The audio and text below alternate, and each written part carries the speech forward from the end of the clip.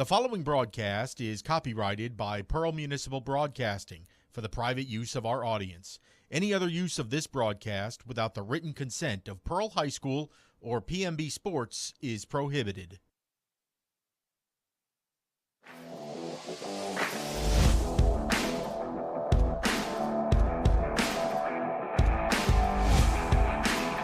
Friday nights mean one thing in Mississippi: high school football. You've got a 50-yard line seat to the 6A powerhouse Pearl Pirates right here on PMB Sports.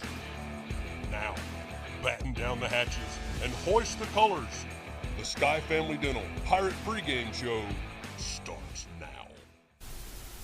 Well, good evening, Pirate fans, and welcome to the Sky Family Dental Pregame Show, as tonight your Pearl Pirates will be taking on the Northwest Rankin Cougars in a Rankin County battle that is not only for bragging rights, but the hopes of the playoffs ride on tonight for the Pirates. I'm Greg Flynn, joined by Bryant May. We'll be checking in with the Professor Roy Harper here in a few moments. And Bryant, this is, if you've ever had to say it, it's a must-win game if you want to think you have a chance at a postseason berth. Yeah, 3 big games sit in front of us as we try to close out this season. This week on the road at Northwest Rankin, next week on the road at Oak Grove, then finally the Rankin County Super Bowl with Brandon at home. But you got to win this one tonight for the next 2 to really begin to make a whole lot of sense and to really matter. So, yeah, must win is on the table tonight against a pretty good Northwest Rankin squad. Well, they are a very good squad. They are 3-4 overall, but they're 3-1 in the region. Their only loss was to Warren Central, a shootout really, 35-28 on this very this very field right here. And there's a beautiful shot of that beautiful very field here at Northwest Rankin High School. It is a very talented offense that can score. They give up a lot of points, but they can score. That's right. 3-4 overall, 3-1 in the region, though, and that only a 7-point loss to a really, really good Warren Central team that we saw last week at Ray Rogers Stadium. Northwest Rankin comes into tonight. They hold the second-place spot in Region 3 6A. Brandon is 4-0. Warren Central, Oak Grove, and Northwest Rankin all 3-1. Meridian and Terry at 1-3, along with Pearl, and Petal sits at 0-4. And so tonight we'll have to slow down a really good rushing attack. It's going to be led by their quarterback Wes White, who has 931 yards through the air, 8 touchdowns to only 6 interceptions. And his key guy that he's going to focus on tonight will be number 1. He'll play wide receiver. He'll also slide in and play a little bit of Wildcat quarterback, and his name is Brendan Brown. Brendan slid in last week to play some Wildcat when their leading ball carrier, Dylan Lewis, who wears number 2, suffered an ankle injury. We are told that Dylan will play tonight in tonight's contest. Will Dylan Lewis, he has 922 yards on the ground, but watch for a whole lot of Brendan Brown tonight alongside Wes White. Brendan, a guy who can catch it through the air, but a guy who can also run it on the ground. Brendan has 8 total touchdowns on the season for Northwest Rankin. Hey, I can see the professor in that shot there standing out at the 45-yard line. Good evening, sir. Good evening, guys. How y'all doing tonight? We're great. How do you feel about this Rankin County rivalry game tonight as you wait on Coach Hunter? Man, I'm pumped. We got to shut down their rushing attack. Defense, it's kind of been shaky. Some started off really well. The past couple of games, playing hard, let the big plays go. If we stop the big plays, we got a really good shot at this, and I feel good about that. Well, and it's been kind of, I don't want to shock Pirate fans, but a win tonight, and you still have playoff hopes. Oh, yeah. If we win tonight and win at Oak Grove, we're in. Isn't that correct? We're pretty close. Like it just depends on what happens around us, but you're at least in the conversation then. And to even be in the conversation after what we've endured has been pretty crazy. I believe you have Coach Hunter coming towards you. Yeah. Let's see if I can get him here. And we will get a word on his thoughts. He looked pretty loose today. All right, Coach. Coming off a tough loss last week, the kids played really hard. I've heard you had a really hard week of practice, or a good week of practice. I talked to a couple of players saying that asked them, were they confident, and they didn't want to say above confidence, but that's kind of the impression I got. Yeah, no, we talked. I'm glad they was listening, because Monday we came in and just talked about believing, and just some of them didn't believe we were going to win the game until we took the lead late in the third quarter last week. So we just made sure we talked about believing. And last week we talked a lot about fighting, and I thought our kids fighting. Well, we changed it. We got a new word this week called finish. look back, we've been in the lead or within 4 times in the fourth quarter this year, and 0-4 in the game. So put a big emphasis on just finishing, like I said, up 21-20 in the fourth, and we scored 0 in the fourth, and they scored 17. That's so we got to learn to fight, but you got to fight to the finish. So just a couple of words we're kind of throwing at them with some meaning behind it. So we've been talking about finishing plays, finishing drives, all that kind of stuff all week, and hopefully that's going to work. We have had a really good week. Super excited about our plan. I think we got some really good stuff offensively and defensively. We just got to execute. Well, have you mentioned to the players that a win tonight puts us right in the mix of that playoff talk? Absolutely. We talked about it, and I told them, I said, we're not talking about the next 2 weeks. We're focused on this game for a variety of reasons. Obviously, one of them keeps us in a playoff hunt, So that is all. We hadn't mentioned the O word for next week or the B word after that. It's all on Northwest Rankin, a big, big game between two close communities. Everybody knows everybody in both communities, so it's going to be a lot of fun. Coach, good luck tonight. Look forward to a great game. Appreciate it, Russ. Thanks, guys. All right, guys, y'all heard it from Coach Hunter. I talked to Jacoby Simpson today, and I asked him, Jacoby, are you ready? He looked at me and he said, Coach, I'm above ready. He said, I can't wait to get on that field and show everybody what we can do. No. And so he's confident. I don't think there's overconfidence, but I'm really excited to see what's going to happen tonight. All right, Professor. Thank you very, very much. Hey, as we take a look at our keys to victory tonight, one of those things, our very first key to the victory is while they can be amped up and, they can't feel the weight on them. They need to play loose, Bryant, and do what they do. That's right, and I feel like you felt it. You and Roy said it there. Coach Hunter seemed a little loose, so hopefully that translates over to the guys. Again, 15, 16, 17, 18-year-olds, you never know what you're going to get until the ball's kicked and somebody gets hit. But tonight you'd love to bring a really loose squad down Lakeland Drive to hopefully get a big victory. Play loose. You got nothing to lose. Just go out and do what you do. On defense, well, we want to stop the run, and we want to force Wes White into a passing situation, because if we can do that, I think we're going to be able to force turnovers, because he's not a great passer. He's got 8 touchdowns to 6 interceptions. So if you can make them one-dimensional and shut the run down and force Wes to beat you, that could be a good sign. Yeah, and, we've been able to do that in some games this season to slow down. Last week, not necessarily one of those, as we saw Trey Hall, a really good running back from Warren Central, and the week before that, Daniel Hill. There's not going to be a running back, I don't believe, like that take the field here at Northwest Rankin High School tonight. So hopefully that defensive front led by Jabron Moore, Ken Mangum, Cameron Hewitt, some of those guys can stand strong right there in the middle and slow down a pretty talented Northwest Rankin rushing attack. And finally, offense. We've said it so long, but I'm changing the wording up. 6 points. Yeah, when you've done the work that the Pearl Pirate offense does on some of these offensive drives to march all the way down, sometimes 70, 80 yards inside the red zone, that's the place that you've got to cash in, or that whole drive really doesn't mean anything other than time of possession. And so can Jack during that offense punch it in? We averaged 21 points a game for the season, 21 points a game for the season in region play, compared to 26 points a game for the season. So tonight, we'd love to get that average up maybe closer to 30. That would be outstanding. We're going to step aside here on the Sky Family Dental pregame show. When we come back, we'll take a close look at our offensive spotlight. Stay with us as a beautiful sunset over Rankin County here from Northwest Rankin High School. Come smile with Sky. Sky Family Dental of Pearl provides complete dental care for the entire family. Oral exams, cleanings, dentures, implants. Most insurance is accepted and financing is available. Call now to schedule your appointment. Come smile with Sky. When pirates need a feast, they sail to Mugshots Grill and Bar. Voted best burger in Mississippi for 13 years in a row, Mugshots proudly serves fresh, never frozen certified Angus beef. X marks a spot at 2 locations on the map, in Pearl and Riverwind Drive in the movie theater parking lot, and in Flowood on the corner of Airport Road and Lakeland Drive. You can dine in, take out, or order online and pick up curbside. Check out mugshotsgrillandbar.com. Public service has always had a very special place in my heart, and to be able to do it and be a first responder as a reserve, when you're not getting paid, that's just one of the most selfless acts you can do. I think we all have a responsibility to our towns and our communities. Well, for me, it's simple. I mean, when you say local, that's what's most important to me. Our citizens inside this county, we all care for each other and we do everything we can to help everybody out. I am Shane Fletcher with Farm Bureau, and we are the home team.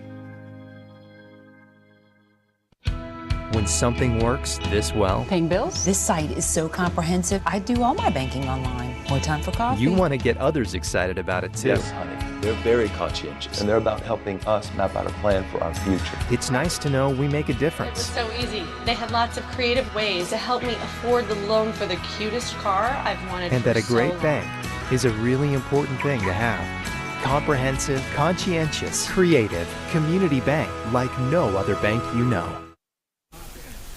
Welcome back to Northwest Rankin High School as we continue on the Sky Family Dental pregame show as we get you a countdown to kickoff, which is right at 19 minutes away. And as we go forward, we want to talk about our offense tonight. And our spotlight player tonight on offense is none other than Captain Jack Durr. He is going to go a long way in determining how we do tonight. So as we take a look at his statistics so far for the season on our player spotlight, there he is. Captain Jack, 1,239 yards for a freshman through the air, just around 177 yards a game for Captain Jack to his first 10 touchdowns compared to 10 INTs. Love to get that TD number up tonight. Rushing yards, though, is perhaps a place he's surprised a lot of squads. And again, remember in high school, that rushing statistic is affected by every time you're sacked. It decreases the rushing yards, so really his positive yardage rushing the ball forward more than at 313. He's somewhere in the neighborhood. Take sacks out of it, he's over 500 yards. Exactly, yeah. Statistically compared to that 313, averaging right around 45 yards a game on the ground and 3 touchdowns rushing. So a really solid season for Jack Durr. Again, only a freshman, 3 years left with this guy, and as goes Captain Jack, so goes the offense. So we'll see what does Captain Jack have ordered up for tonight and the Northwest Rankin Cougars. We've got to have more touchdowns than interceptions tonight. That is for sure. He needs to keep those interceptions down. Take a look at the rest of the Pirate starters tonight who will support Captain Jack. Jamarian Turner, who has really become the featured back for these Pearl Pirates. He'll wear number 4. Jamarian had a big game last week. Also on the outside, Kenji McNair wearing number 6, the super sophomore, along with Shaden McCollum wearing number 18. And good news, tonight back in the lineup will be Marquell Lake, number 19, after being out for a couple of weeks with an injury. Halfback Talon Jackson, who caught his first touchdown of the season last week at home against Warren Central, wear number 40, and he'll get the start to open up holes for Jamarian Turner in the backfield. Then the big man across the front, 55, Reed Grantham. Number 50, Caston Channel, our center. 53, DJ Page. 65, Kendall Burks brings his experience and talent to the offensive line, along with number 51, Takofa Lewis. It's a solid group of skill players there. We just want to make sure our offensive line can hold up tonight. Caston's been working hard and practicing the snaps to keep those snaps in the hands, not over the head, not one hoppers back to a shortstop there. Jack likes to play baseball, but he don't want to play shortstop and grab the short one hopper. That's right, and I don't know if Pirate fans remember, but I remembered this week. Pearl won last year. Do you remember the score to that one? 44 to 28? 24? No. There was 44 involved, but 44 was on the Northwest side, 64 to 44. Jaybird Johnson, 6 touchdowns last year against Northwest Rankin. I will take that from Captain Jack tonight. 64 points tonight.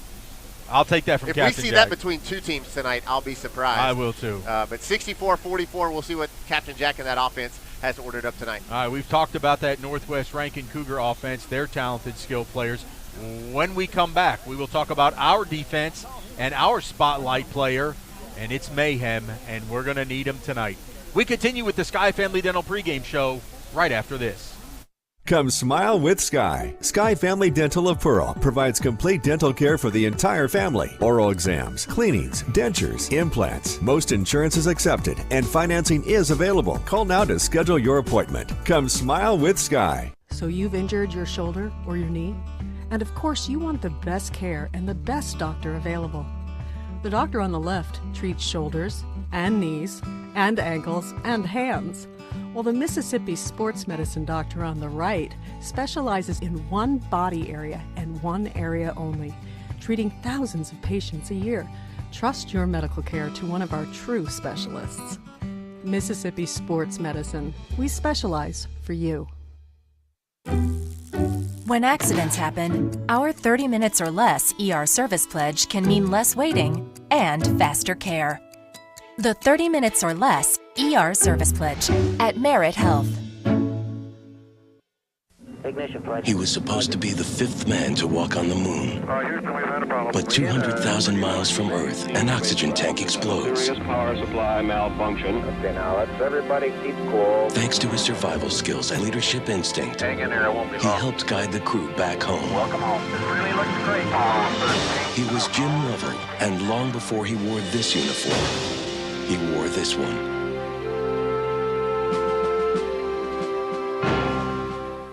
Jim Lovell, Mike Rowe, and Bill Gates. Just a few names known for success.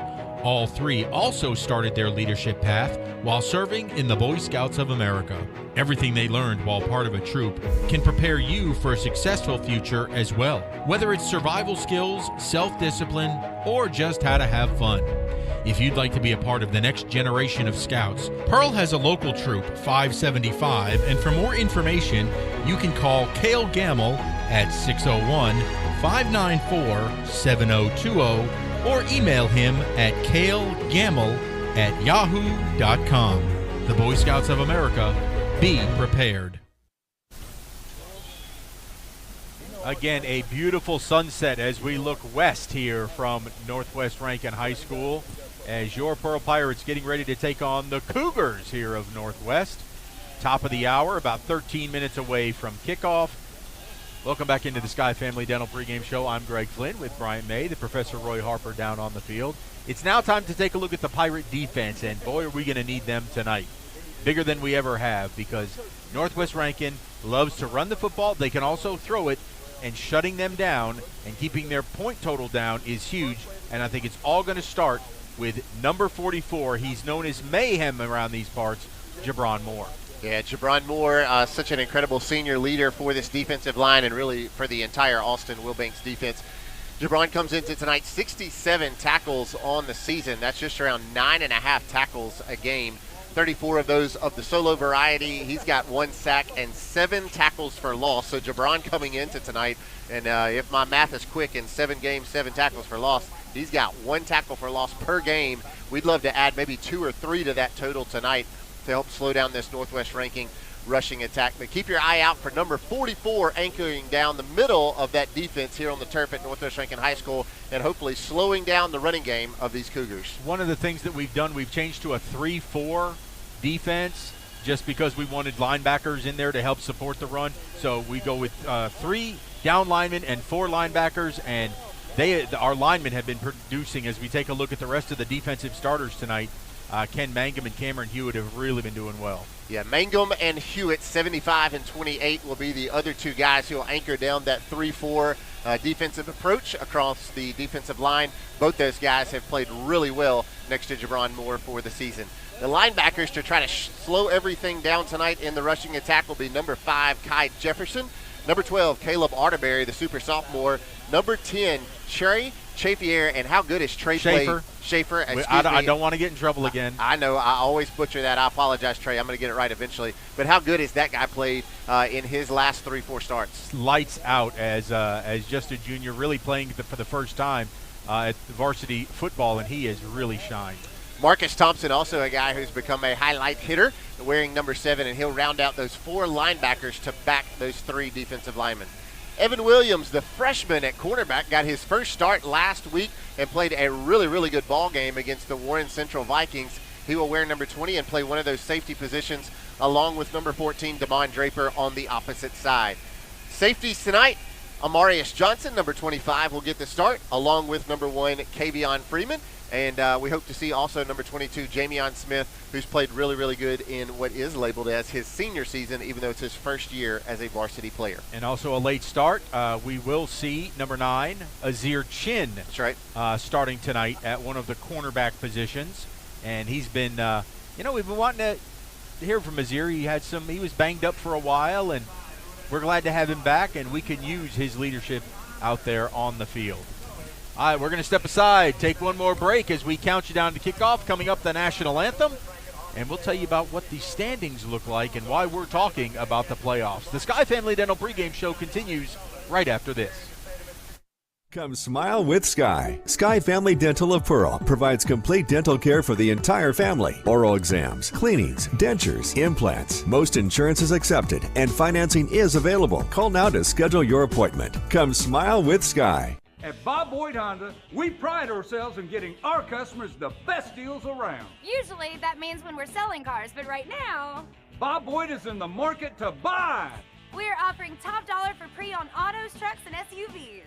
Come by, talk to our dedicated team, and discover what a great time it is for Bob Boyd to buy back your used vehicle. Any make, any model. Whether you're selling or buying, at Bob Boyd Honda, you get a deal. How local is Bank Plus? We're here, and here. And we're with you here, and here. Wherever, whenever you need us. We make our banking decisions right here because local means more than a location. It means a commitment to deliver more for our customers and our communities. Your bank, your plus. Bank Plus. The Exchange is a church that is for Pearl. The Exchange exists to make the love of God visible and tangible to our city.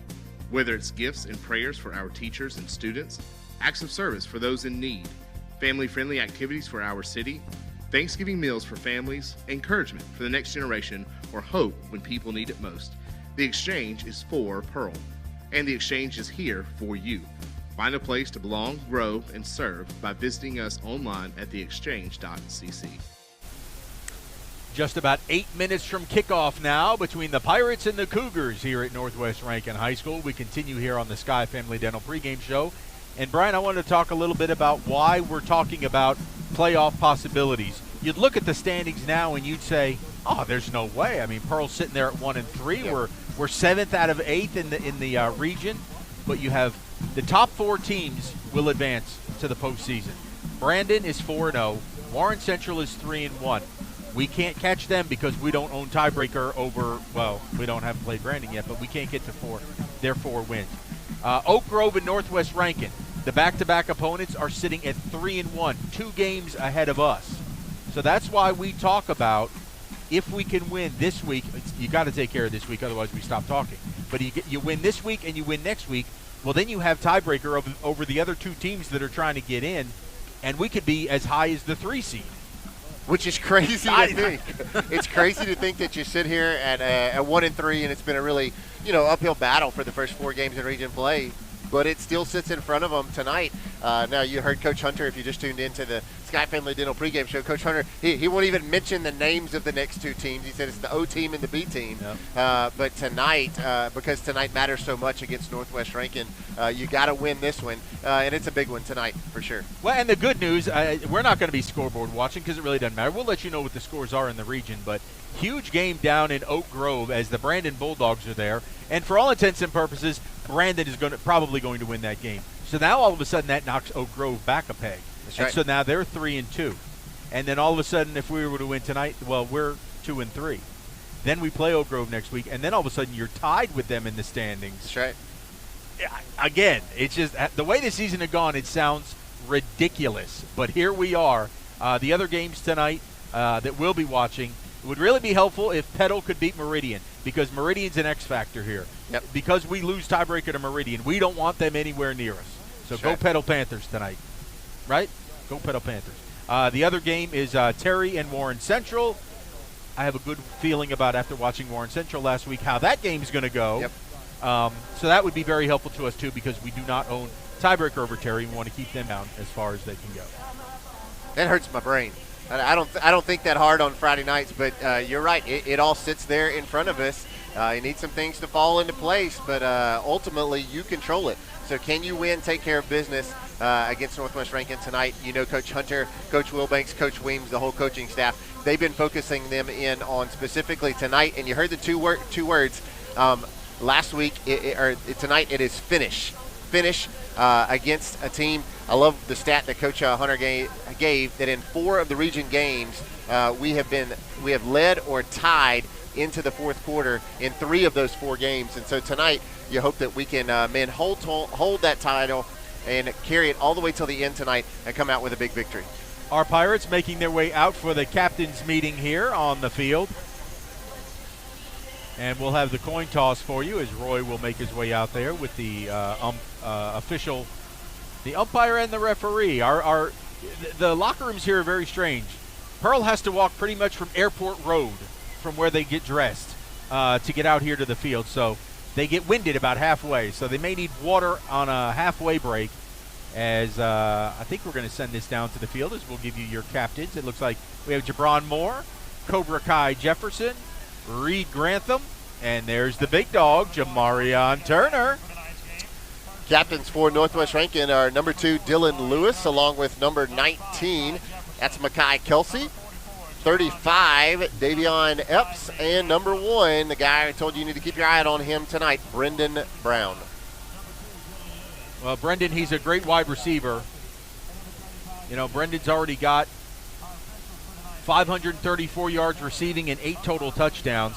Their running back, who dinged his ankle last week, this Dylan Lewis guy, 922 yards and 10 touchdowns. Let's listen in. Captains of your team tonight, you have the responsibility to make sure that your team stays under control throughout the entire football game. Do you understand and accept that responsibility? Good deal. All right, we're going to have a toss here. Pearl, you are the visiting team. You will call the toss. Who wants to call it? What are we calling? Calling ahead. Okay, let's see what we got here. We're going to have a hand in. Okay. Pearl, you have won the toss. You have elected to defer to the second half. Okay, you will receive the football, and you guys are going to kick from the clock. So if you'll come right here. All right, guys. Hopefully y'all were able to hear that. We won the toss and deferred to the second half.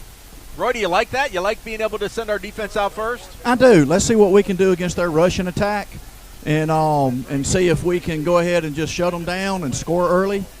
Get some, maybe play the field position early. Lot of different good things that can go on right here.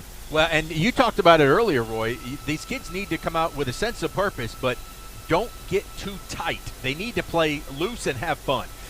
And I felt that this week. I didn't feel like they were pressing. I talked to Jack Durr a couple of times, and he just some confidence but not cockiness, and didn't feel tight. He just said, "Hey, we're going to go out and play our best and see what happens." I like it. Thank you, Roy. As you see our Pirates gathering, they're in the west end zone. That is where the sun was going down. A beautiful sunset we had tonight. Such a beautiful fall evening. A little warm. It was wickedly cold all week, but low temperatures tonight only in the 60s. So yeah, a little bit of an interesting setup here. If you hadn't been to Northwest Rankin High School in just a little while, a brand new high school right down Highway 25, and so now I believe this is converted into the middle school. The middle school. Is that right? High, yeah. So the football field here at the middle school, sort of like Brandon did for a few years. And then the other interesting dynamic that's happened over the last, 5-6 years or so, is the home side of the Northwest Rankin High School field has now become the visitor side. Here come your Pirates ready for battle. Kickoff between the Cougars and the Pirates is next. Are you ready?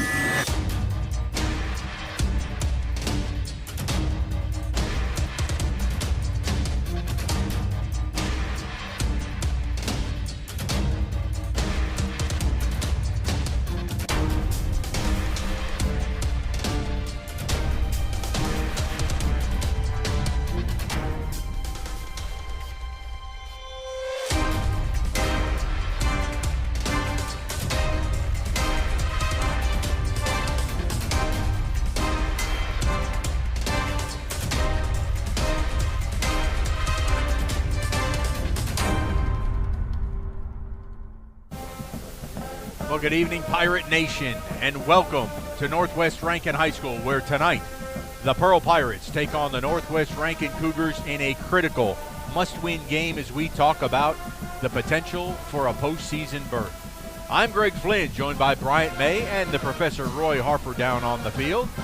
Bryant, the Pirates have won the toss and elected to defer to the second half, so we'll get to see our defense first.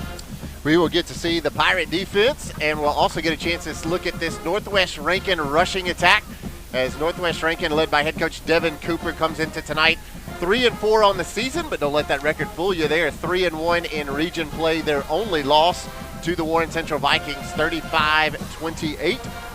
And Keller Reed getting ready to kick this one off. Our Shane Fletcher Farm Bureau Insurance kick is a deep kick that's going to be taken in at the 10-yard line, cutting across the far side of the field.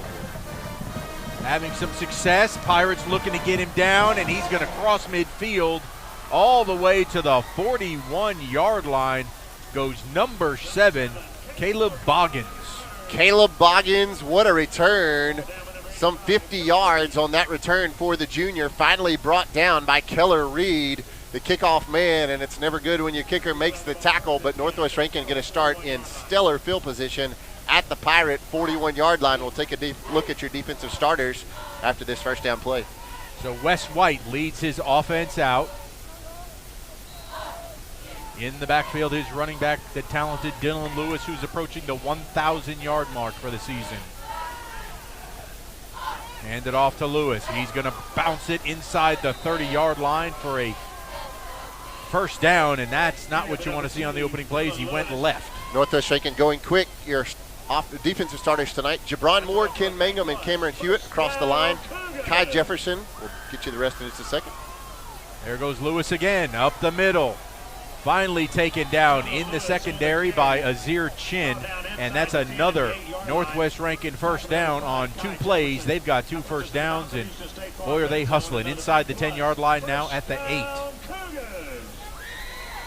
White trying it again. This time the Pirates have him, and they grab him and take him down. Trey Schaefer in there on the tackle along with Caleb Arterberry. Yeah, and there's your defensive starters at linebacker: Caleb Arterberry, Trey Schaefer, Kai Jefferson, and Marcus Thompson. In the secondary, Evan Williams, Damon Draper, Amarius Johnson, and Kavion Freeman. Second and goal. Wes White, quick throw out here to the near side. That looked like it hit the ground.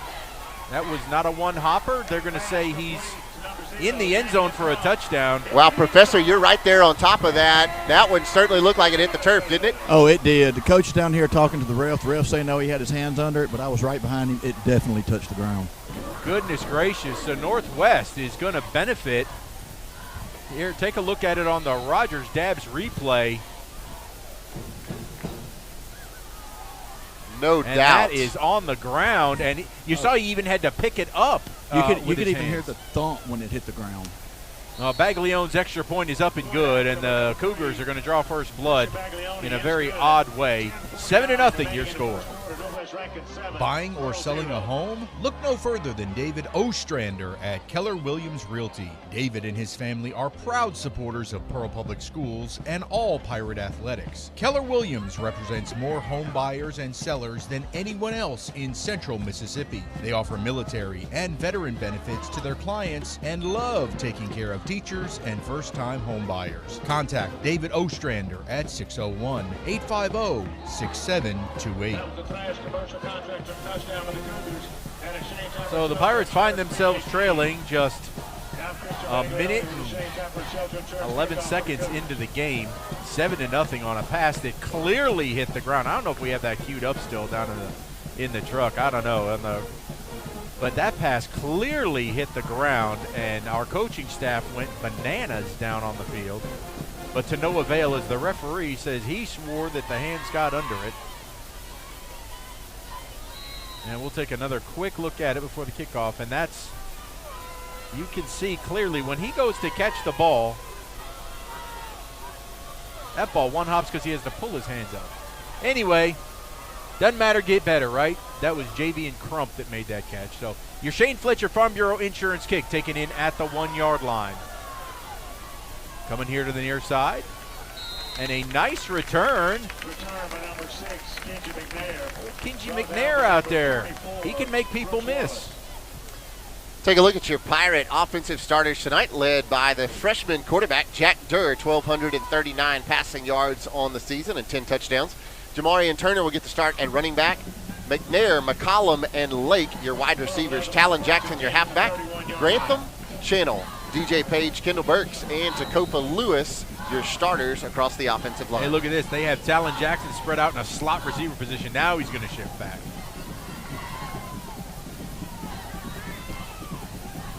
Durr, hand the ball off to Turner.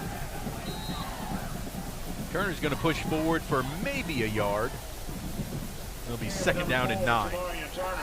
Turner trying to run behind the blocks of Talon Jackson and Caston Channel, and good job by the Northwest Rankin defensive front getting in there and wrapping Turner up. Note on offense tonight, no Justice Moore, who re-injured that ankle sprain last week in the loss to Warren Central. But Markel Lake back in the lineup, very dangerous.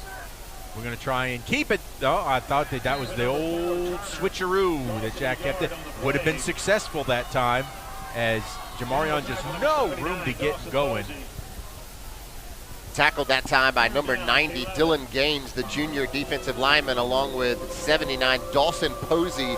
Both of those guys clogging up the middle. You see Dawson there in the pink sleeves and undershirt. Both those guys have been in on the first 2 running plays on the tackle. Loss of 1, 3rd down and 11. Durr back to pass, looking, throwing. Oh, and he threw it right to the linebacker. And this is going to be a pick 6. Never saw the linebacker standing there, number 24, Brooks Wallace, and that was just, he never saw him. 35 yards, and that'll be the easiest pick 6 that Brooks Wallace ever has. Jack Durr was looking for the crossing route with Kenji McNair, and you called it, Greg. Unfortunately, Jack just never saw him. There is a flag on the play. We'll see. Yeah, if they that called was holding against on the return, so they're going to take the touchdown off the board and move it back. All right, so take the touchdown off. The Havard Real Estate Group penalty will thankfully give our defense a chance to keep them from getting 7 points on the board. Northwest has an extremely talented kicker in Christian Baglione. So they're already in his field goal range, but let's see what our defense can do. Quick throw out into the flat in space. That ball can be caught, and a nice hit on the far side by Deuces, Jamion Smith. Yeah, pretty good catch by the junior, number 15, Cade Thortis. First pass tonight from Jack White, and what a tackle there, though, by Wes White. Great tackle by Jamion. There goes Lewis trying to push his way. He's inside the 20. Looks like to the 18-yard line as Caleb Arterberry held on to the legs. That's going to be good enough for a 1st down. And Pearl jumped in the neutral zone, and they're going to get a Havard Real Estate Group penalty against the Pirates. Offsides, Pearl, 5-yard penalty. So put them 5 yards closer. Ball will now be placed at the 12-yard line. Pearl with only 2 penalties last week in the loss to Warren Central. You'd love to keep that count down below 5 again tonight. 1st and 5 for the Cougars.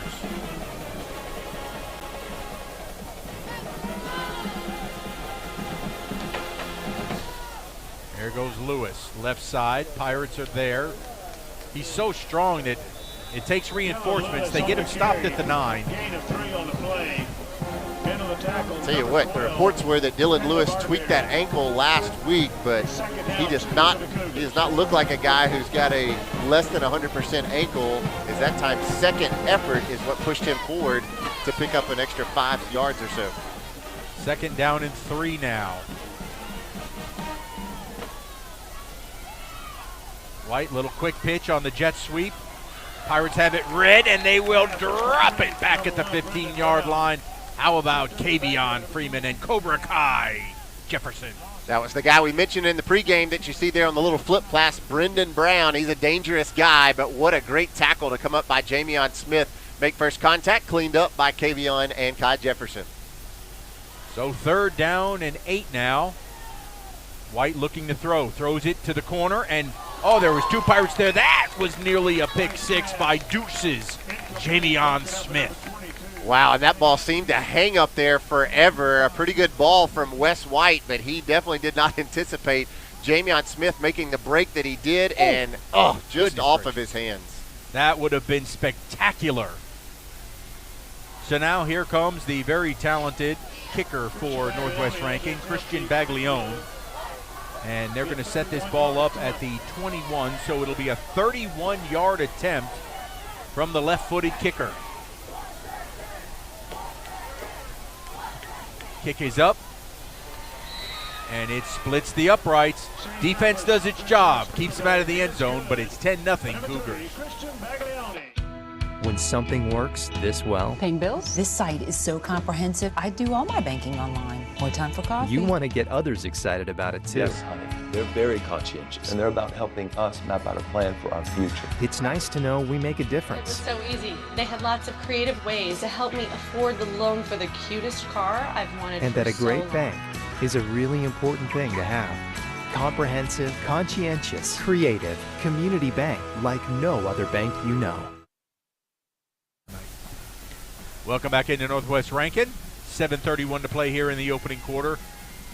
Cougars are in front 10-0, but this could be a lot worse as the pick six was called back. So instead of 14-0, our defense rose to the occasion, held them to a field goal, and it is a 10-point deficit with our offense ready to come back out on the field. And I certainly hope that Jack can shake off the cobwebs of that last interception. I know he feels horrible about it. Yeah, that was a tough one, but good job by the defense kind of responding and picking him up. It was a 35-yard pick six return, or so we thought, before we saw the yellow flag, a holding on the interception return, and then the defense able to stand strong and force the field goal. But we'll see what the Pirates can dial up here on this second offensive drive. So our Shane Fletcher Farm Bureau Insurance kick is in the air, and this one will be deep and will be taken in by Kinji at the 7-yard line, coming up the near side. Now he cuts it to the middle. He's got room. He bounces it to the outside. He's got even more room. Got to beat the kicker. If he beats Baglione, he's gone. Kinji McNair. Arr. How far? 93 yards on the kickoff return from number 6, and he's done it now for the second time on the 2022 season. Kenji McNair split it right up the gap. Give credit there to Kavion Freeman, a great block by number 1. And once McNair got his speed to the outside, Baglione, the kicker, was never going to catch him. And man, did we need that. A great Raisin Cane's touchdown, special teams variety from Kinji McNair. Now we'll line up for the extra point. Northwest Rankin, all kinds of trouble with personnel getting him on the field late. The kick is up, and it is good. And with that, the Pirates are now, again, down 3 at just 10-7. How local is Bank Plus? We're here, and here. And we're with you here, and here. Wherever, whenever you need us. We make our banking decisions right here because local means more than a location.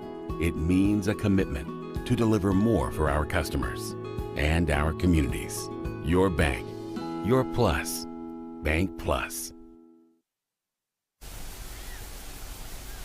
It is all of a sudden momentum shifted here. The Pirates answer with a great 93-yard touchdown kickoff return by Kinji Air McNair, who turned on the Jets. And I think he probably ran, it was officially going to go in the books as 93, but when he ran from the middle all the way to the far sideline, that's probably going to be about a 135-yard touchdown. Yeah, that was a long way, and you saw the speed of Air McNair, Kinji, and he did it in a big way. And man, did we need that, because Greg, you caught it, the momentum change. And look at this onside kick. Northwest Rankin does read it, and they are able to fall on it. Very fortunate that ball was bouncing around, and they'll get good field position. But we tried to catch him napping. I like the call because you know they weren't expecting it. Look, all Northwest was backing up. If that ball just doesn't take a big hop and it takes a straight up, there's a great chance the Pirates recover that. Yeah, good heads-up play there time by Trip Weekly, number 20. He's only a sophomore, but a big special teams play to keep Pearl from jumping back on top of that one. Here comes this Northwest Ranking rushing attack again. Let's see what they decide to do. Wes White, the quarterback. He will hand it off to Lewis. Lewis going around the left side. Pirates close well that time. We're adjusting quite well. They're saying the ball was out, and Trey Schaefer has it. We'll see what the referees say. Let's take a look at the referees. They're going to come in and talk about it. They're going to have a discussion, the line judge. Because I don't know that his forward progress was stopped. There was no whistle for his forward progress because he was using second effort. So let's see what the call is. The Pirates say for sure And they agree. Our ball. A sign mark turnover. That's what happens. He was fighting for second effort, and the Pirates put him forth a little extra effort. Here it is. Great look here on this side mic turnover on the Rogers Dabbs instant replay. Lewis right up the gut, and let's see when does that ball come out? You watch. Schaefer's going to come out of that pile as he rips it. There he is. Yeah, he sure did. Trey Schaefer just reached in there and pulled it out. Obviously, you can't see or hear whistles there were none on the replay, but they owed us one after that bounce touchdown pass earlier, and how about that? One turnover apiece now. From the Pirate 49, Jamarion Turner, he'll try the right side. Very little there as he'll get back to, well, they'll give him a yard gain out to right at the midfield stripe. Boy, I tell you, Trey Schaefer, we talked about it last week with his ball hawking. He is the strongest. He can rip a ball out of a back's hands so well, and he showed it right there. Great job by Trey. So the Pirates have it 2nd down and 10 now from midfield. Jack looking. He ducks it, and he's going to get sacked. Looked out to his left, and they didn't have anything there. Yeah, Jack trying to run a little wide receiver screen, I believe, to Marquell Lake. Not sure if Marquell ran the right route or what. Coach Hunter has a word with him over on the sidelines. But Jack looked left, had nothing, and then just kind of had to tuck it and count his losses. He'll only lose about 1 on the play, but it's going to be 3rd and long after the big fumble recovery from Trey Schaefer. So they'll mark it back to the 48, so 3rd down and 12. Durr back to pass, looking, throwing deep down the right sideline. That ball is well overthrown, and that will bring up a 4th down. And the punting unit will come on. Just a go route to Shaden McCollum, trying to hit something big on 3rd and 12. And Shaden McCollum covered by their running back, number 2, Dylan Lewis. And Jack just overthrew him by about 3 or 4 yards. And so Northwest Rankin gets a big break after the fumble recovery by Pearl. They give up nothing, and here comes a Jacob LaFontaine punt. Well, a great chance to flip the field, if nothing else. And we didn't do anything with it, but the turnover may pin Northwest deep.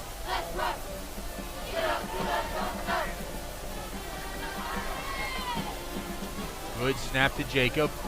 Gets his foot into it. A nice end-over-end spiraling punt. That ball will be fair caught at the 25-yard line. So that is where Northwest sends them back out with 5.5 minutes to play. I feel like Professor, I just feel like we need to take a deep breath and go. Oh, I agree. It's been pretty fast-paced, and can't say it hadn't been exciting, but we just need to settle down a little bit and get back to basics, and we'll be fine. Well, the defense has really looked good the last 2 series when they held Northwest to a field goal and then came up with a turnover. And now we're showing a 4-man front as we send the linebacker Arterberry coming in on that blitz.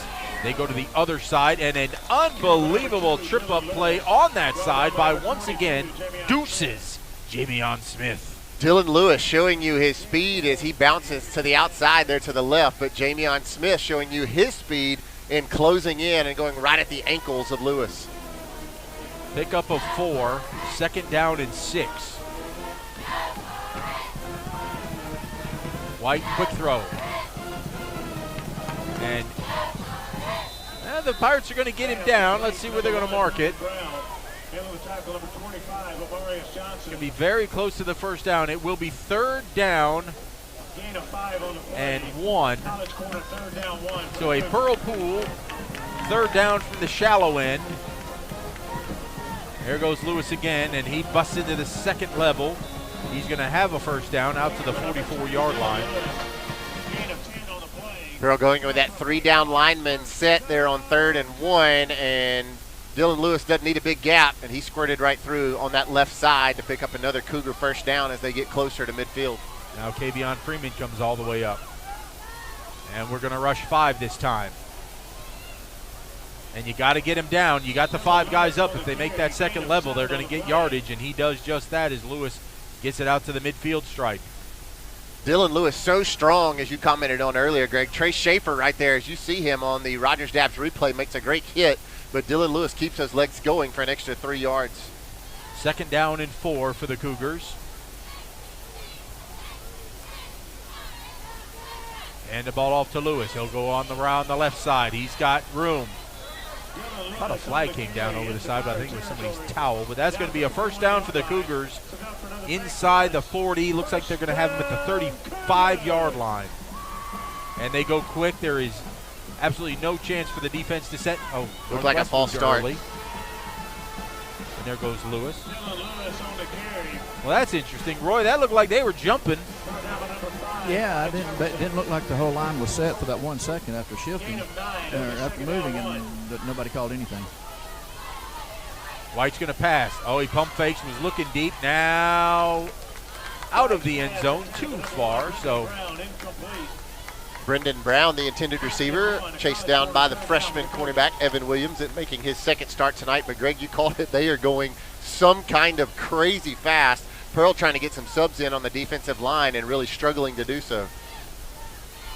Oh, look at that. Oh, we had him in the backfield, and they're still going to try and wrap him up, but he's going to fall forward right to the 25. I believe that was Caleb Arterberry who made first contact right there, and he hit him, just didn't wrap him up. And Kavion Freeman finally able to hold on to an ankle while laying on the ground. But Dylan Lewis, very impressive so far tonight for Northwest Rankin. They've got a substitute for him in now, number 20, I believe, Trip Weekly. He fell forward for a fresh set of downs. There goes Weekly around the side. You got to tackle. And that's going to get inside the 20 to the 19-yard line. Helmet comes off that time for one of the Pearl players trying to get a number. That's Amarius Johnson. He slides the helmet back on. He's going to stay in the ball game.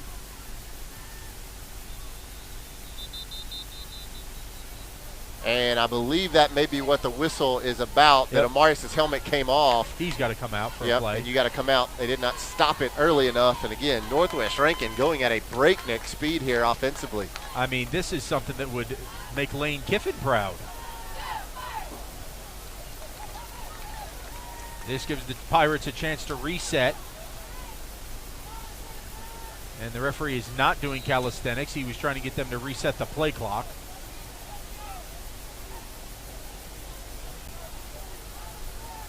On 2nd down and 3. Now they'll slow it down. White will step up, change the play.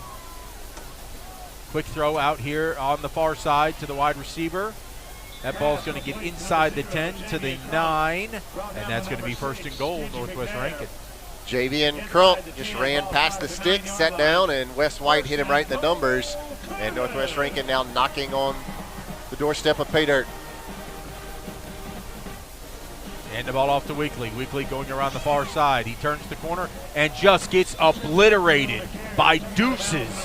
Jamion Smith bringing the lumber tonight a number of times. That one the biggest yet, as Weekly felt all of that hit from the senior safety for the Pirates. Greg, 15 seconds real time in between whistle and snap before that last play. Lewis back in the game. Lewis puts his head down and he'll cross the end zone line for a touchdown.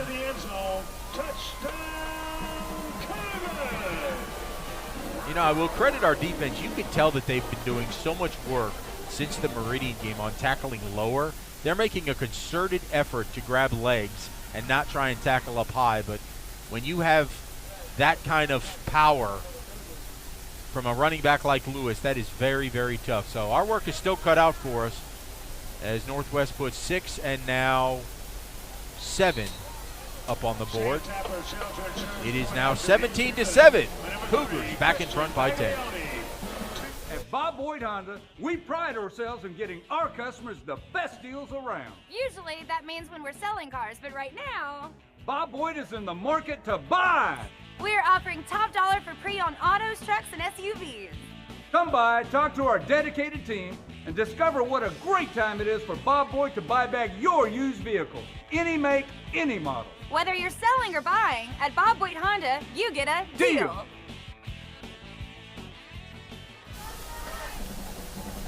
Pirates about to get the ball back, trailing by 10 points, 17-7 with 2:08 to play here in the first quarter. Just an action-packed first quarter, and we still have 2 minutes left. You know, the first 10 minutes have been unbelievable. We've had just about everything you can have. Interceptions, touchdowns, special teams touchdowns, fumbles, you name it, we've had it. And now the Pirates will send the offense back out. Maybe. I mean, maybe Kinji's going to give us another one. They may onside. You never know. We've already tried to pull one of those tonight. It's been a little bit of everything in the first 10 minutes of this one. Cougars lead 17-7 here in a must-win ball game for the Pearl Pirates if we want to have any chance at the postseason. And Baglione not setting up to kick it deep. He's only about 3 steps off the ball. Watch a pooch kick over in the direction of Kavion Freeman. They will kick it short, and that ball will be taken in at the 20. Coming here to the near side is Kavion. He's also getting a big return out over the 45 to the 47. So a tremendous return. Yeah, Kavion, some 20 or 25 yards on that return. He said, Kinji, anything you can do?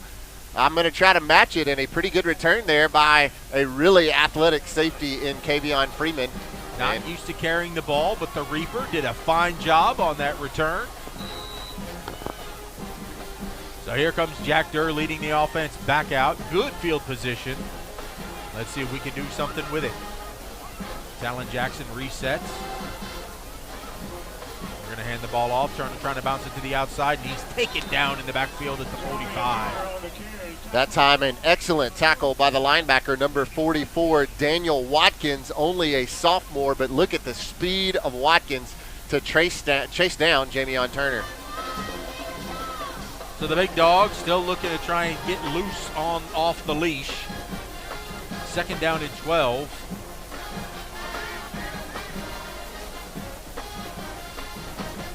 Lake, McCollum, McNair, and Jack. That time Jack was going to keep it, and their number 44 caused mayhem in the backfield, and we're going to lose yardage back to the 40. Yeah, back-to-back plays. Tip your cap to Daniel Watkins, and that time his assignment was stay on the quarterback, and that was the play that's bit a whole lot of defenses who have gone with the running back, and Jack Durr keeps it, runs around to his right side, and he's been picking up chunks of yardage. But that time, give credit to Watkins, who stayed home, and a big loss on second down to bring up third. Third down and 16. Durr looking, throwing. He's got a man, and then the ball is caught inside the 40. Still up on his feet, inside the 35 to the 33-yard line. And that is the glimpses of the potential of Jack Durr. After getting thrown down for a big loss on second down, a picture-perfect ball out of that left hand to Shaden McCollum, who ran a beautiful route in the middle of that Cougar zone. And on third and long, we pick up the first down. The Renaissance Bank first down. This time Durr keeps it, and they're not with him. Captain Jack going around the side, inside the 20, inside the 10, stays up, driving, dragging to the 2. Captain Jack, his compass pointing north. 32 yards on the run by Captain Jack, and that's that play. No one was there to bring him down, just like it was 2 plays ago, and Captain Jack says, I'll take the free space. Shaden McCollum throwing blocks even without his helmet, and Jack Durr fighting us all the way down to the 2-yard line on a 32-yard scamper by the freshman quarterback. First and goal from the 2, and that will end the first quarter. Pirates threatening. It is currently 17-7. Hey, I'm Matt, and a little thing I love about the Chick-fil-A chicken biscuit is the freshly baked, flaky, buttery biscuit. When I take a bite, it's kind of like, crispy, soft, crispy. Crispy outside, soft interior, crispy chicken. There's really nothing like it. Hey, I'm Alexa, and the little thing that I love about the Chick-fil-A chicken biscuit is the chicken itself. It is more than scrumptious. It is more than delicious. It is scrumptiddlyumptious. I know that's not a real word, but I love it.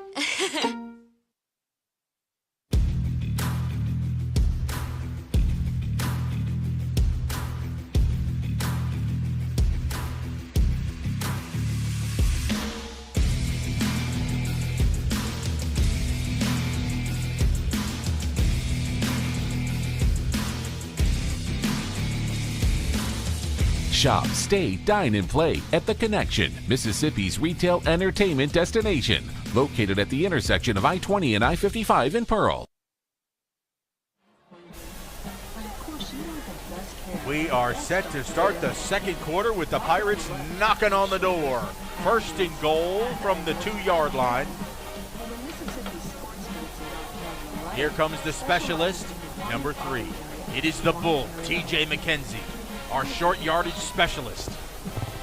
Let's see if we get it to the Bull. Jack's going to keep it himself. He's following the Bull. He's pushing. And he's going to get to the 1 and get pushed back. Jack with 3 carries for 22 yards so far, and that time looked like he slipped a little bit. He did. Or maybe stepped on a lineman's foot who was being pushed back. Pushed him a little bit to the left. So second and goal now from the 1-yard line. Jack again following the Bull. And I think they held him just short. His helmet hit at the goal line, and the ball was right behind it, so it's going to be third and goal from inside the 1. And here comes the big set. Cameron Hewitt, 75, defensive lineman. Jabron Moore, 44, defensive lineman.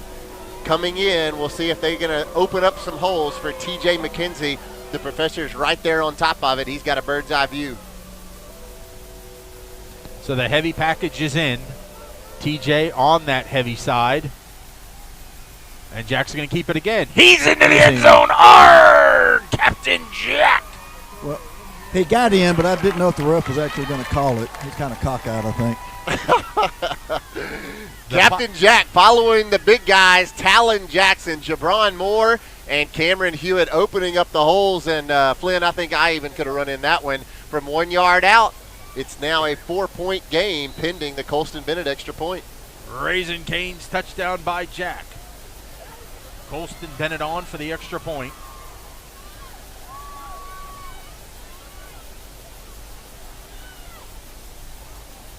High snap, good hold, kick is up, and it is good. And the Pirates once again are all right back.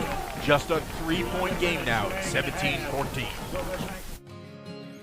Public service has always had a very special place in my heart, and to be able to do it and be a first responder as a reserve, when you're not getting paid, that's just one of the most selfless acts you can do. I think we all have a responsibility to our towns and our communities. Well, for me, it's simple. I mean, when you say local, that's what's most important to me. Our citizens inside this county, we all care for each other, and we do everything we can to help everybody out. I am Shane Fletcher with Farm Bureau, and we are the home team.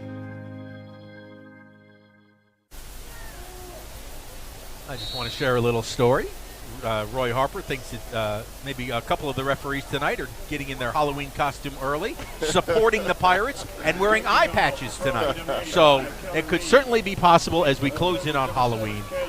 And we appreciate them being Pirates, but you know what? When you're about to call a play, take that patch off, right? That's right. Then put it back on. That's right. Momentum on the side of the Pirates.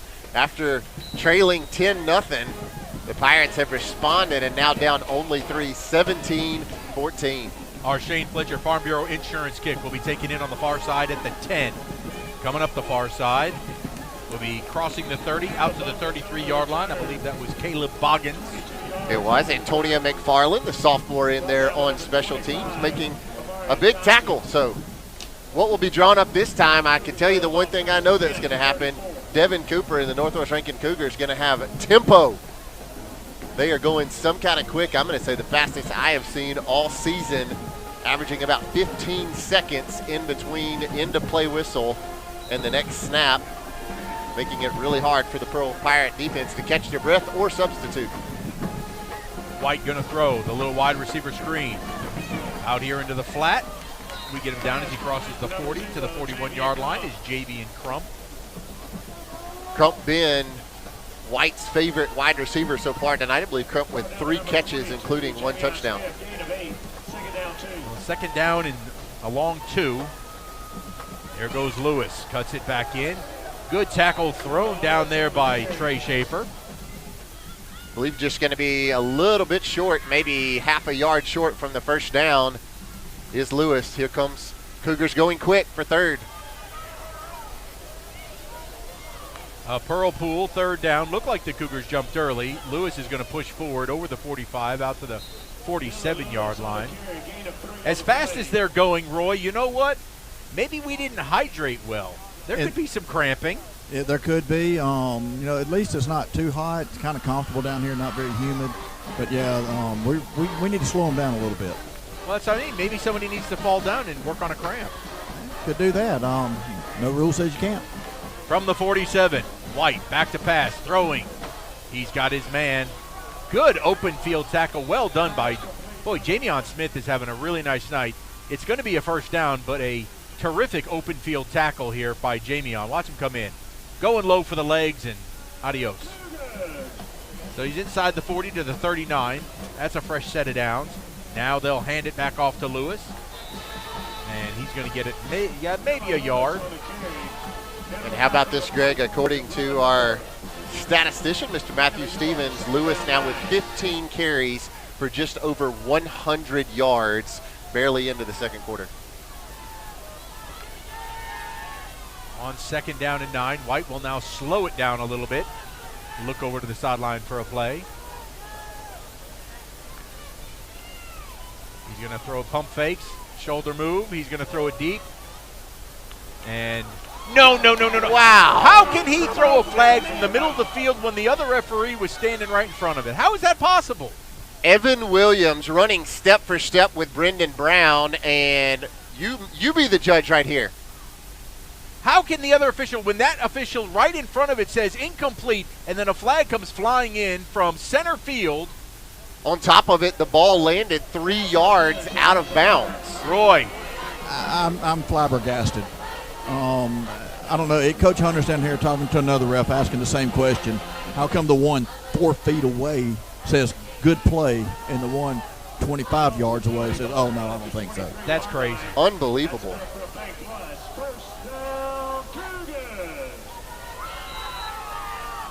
That's crazy. Needless to say, the Cougars now have a first down at the 22-yard line. Hand it off to Lewis. He's into the second level. He's breaking away, and he's going to walk into the end. There's a holding call. Flags that come out against Northwest. How about that? Our trainer on the sideline had to call it for him, though. Yeah, Kamori Oscar, I believe, going to get flagged. Number 9 here on the near side, the wide receiver. It was either him or Crump. Let's see. Yeah, it's going to be 9. And, yeah, what a great call. Look at that hold on Azir Chin. And so now the second penalty of the night going to be costly against Northwest Rankin, as it will negate, actually both of their penalties tonight, Greg, have negated touchdowns earlier, negating a pick 6. Well, a Havard Real Estate Group penalty First down 9 from the 22. will push them to the, why is it only at the 21? I believe it's 10 yards from the spot of the foul. Well, that's a first down and 9. Brendan Brown, the Wildcat. Here comes the Wild Cougar, and a great tackle by Markwell Lake that's in there on defense. Brown upended, and I'm telling you, it's a great difference. You could tell them practicing. Look, everybody going low. Going low. We've learned our lesson, and it's made a big difference tonight. So second down and 9 now for the Cougars from the 21-yard line.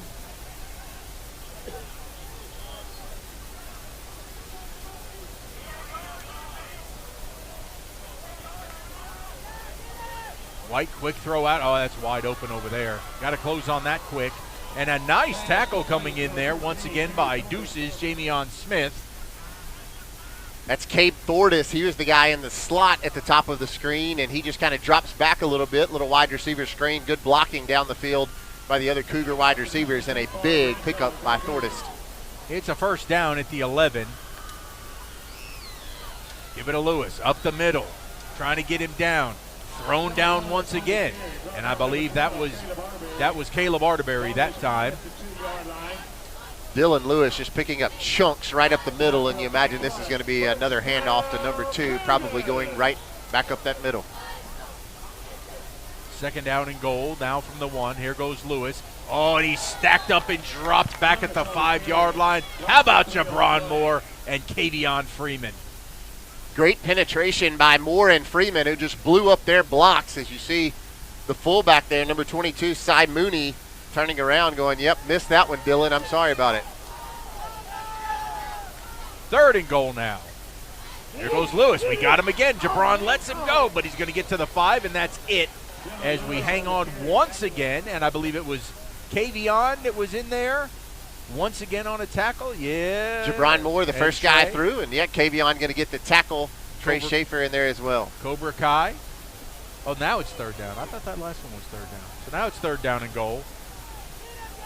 White looking, nobody there. He's rolling out. Now he'll throw to the corner. And wow, a one-handed catch made on the far side. An unbelievable one-handed grab there by Brendan Brown. Wow. We don't show replays of other teams very often, but this one's going to be worth it. Look at this catch by Brendan Brown in the back of the end zone. Unbelievable. One of the better high school catches I've seen in a long time. That is talented. I thought that ball was going incomplete out of bounds, but Brown catches it for the touchdown. Now Baglione will be on for the extra point. That kick is up. Yeah, he doesn't miss very often, and it's good. Back and forth we go. It is 24-14 Northwest. When Pirates need a feast, they sail to Mugshots Grill and Bar. Voted best burger in Mississippi for 13 years in a row, Mugshots proudly serves fresh, never frozen certified Angus beef. X marks a spot at 2 locations on the map, in Pearl and Riverwind Drive in the movie theater parking lot, and in Flowood on the corner of Airport Road and Lakeland Drive. You can dine in, take out, or order online and pick up curbside. Check out mugshotsgrillandbar.com. Well, we are halfway through the second quarter, and there have already been 38 points put on the board. We are in for a big night tonight. The Pirates just have to keep keeping up. And so far, they've been able to do that.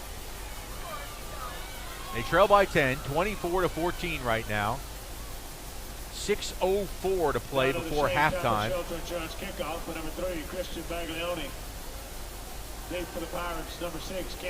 Our Shane Fletcher Farm Bureau kick ready to go is Christopher Baglione. We'll have it teed up. Let's see if he decides to reach it again. Pirates got really good field position the last time over the 40-yard line for the first kick. And this time Isaiah Wynn over to the far side, and Kavion Freeman, who had a great 30-yard kickoff return, the other guy here to the near side. All right, we're pooching this one again. Looks like it's going to go Isaiah Wynn's direction. That's not quite. Oh, geez. Far side, Isaiah Wynn's got it. Trying to go up the left side. And he's so small and elusive, he's going to get it out close to the 40-yard line. Good job by Isaiah. The concentration to make this catch as he and Kinji crashed into one another.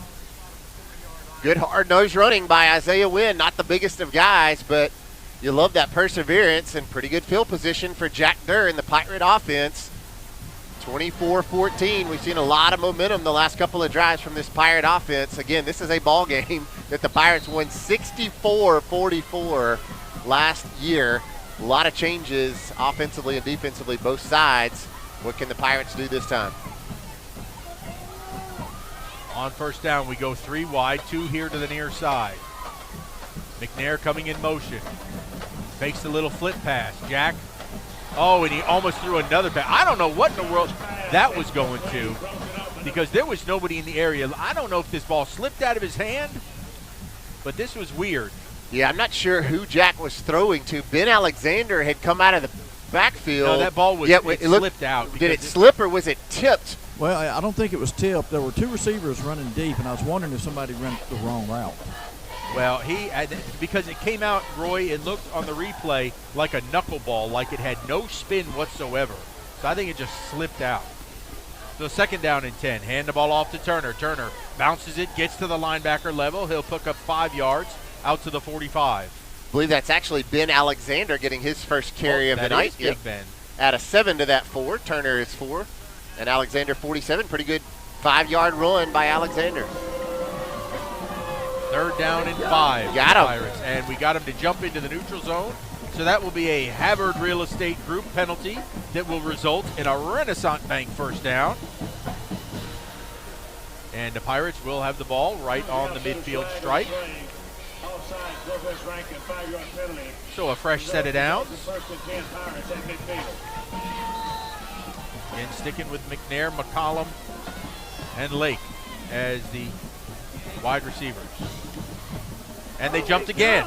No flag. Wow. He was in the neutral zone, no flag. We got to look right down the line, and he certainly looked like he crossed the line of scrimmage. He's going to throw it up deep. He's got a man wide open. Oh, what a catch! Shaden McCollum! Touchdown, Pirates! 50 yards, freshman to junior. Jack Durr just floats it up, and Shaden McCollum made everybody's heart stop as that ball popped off of his hands, and he secures it back in, and the Pirates respond yet again. Let's see if we close the swinging gate. Northwest they have been all discombobulated. Northwest has on the special teams as somebody tried to run on at the last second, but now we'll go conventional, and Colston Bennett will kick it.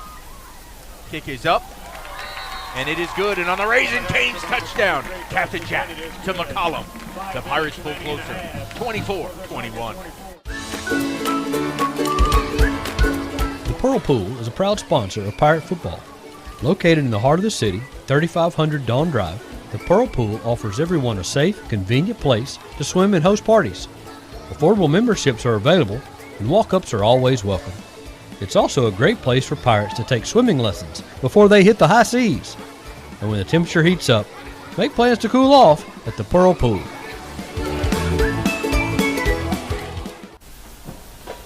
Everybody catch your breath. You don't have time to go to the bathroom in this one because you'll miss some action. 5 minutes to play before halftime. It is 24-21. Pirates pull back to within 3 points as we prepare for our Shane Fletcher Farm Bureau insurance kick. On the fingertip tip drill, Shaden McCollum to himself scores a 50-yard touchdown. And again, I mentioned it, 64-44 was the final last year as Pearl won a shootout by 20. The score at halftime last year was 36-27. Pirates on top. We're not going to get there, trying to chase that down. Not sure if we're going to quite make it, but a lot of points put up so far. Keller Reed kicks it deep. Ball will be taken in at the 8-yard line on the far side. Crossing the 30, and a good return will set the Cougars up with good field position at the 41-yard line. Keller Reed having to make a second special teams tackle on kickoff is a pretty good return there. That time by Caleb Boggins, the second time he's gotten out in space on special teams. We'll see if the Pirates can slow down the tempo of this Cougar offense. Roy, next time they start going really fast, you know, you're waiting to have surgery, go fall down out on the field. I did ask an administrator earlier if I do kind of get a cramp and fall onto the field. Yes, do that. Do they have to stop the game Yes. until paramedics can get to me and all? And you Yes. know, since I am old and decrepit. Well, and you're getting ready for surgery. So Well, that too, yes. So, yes, So go they out have to be extra careful. Yep, go out there and fall down. 1st and 10 for the Cougars from the 41-yard line. White has Lewis in the backfield. He'll throw, though.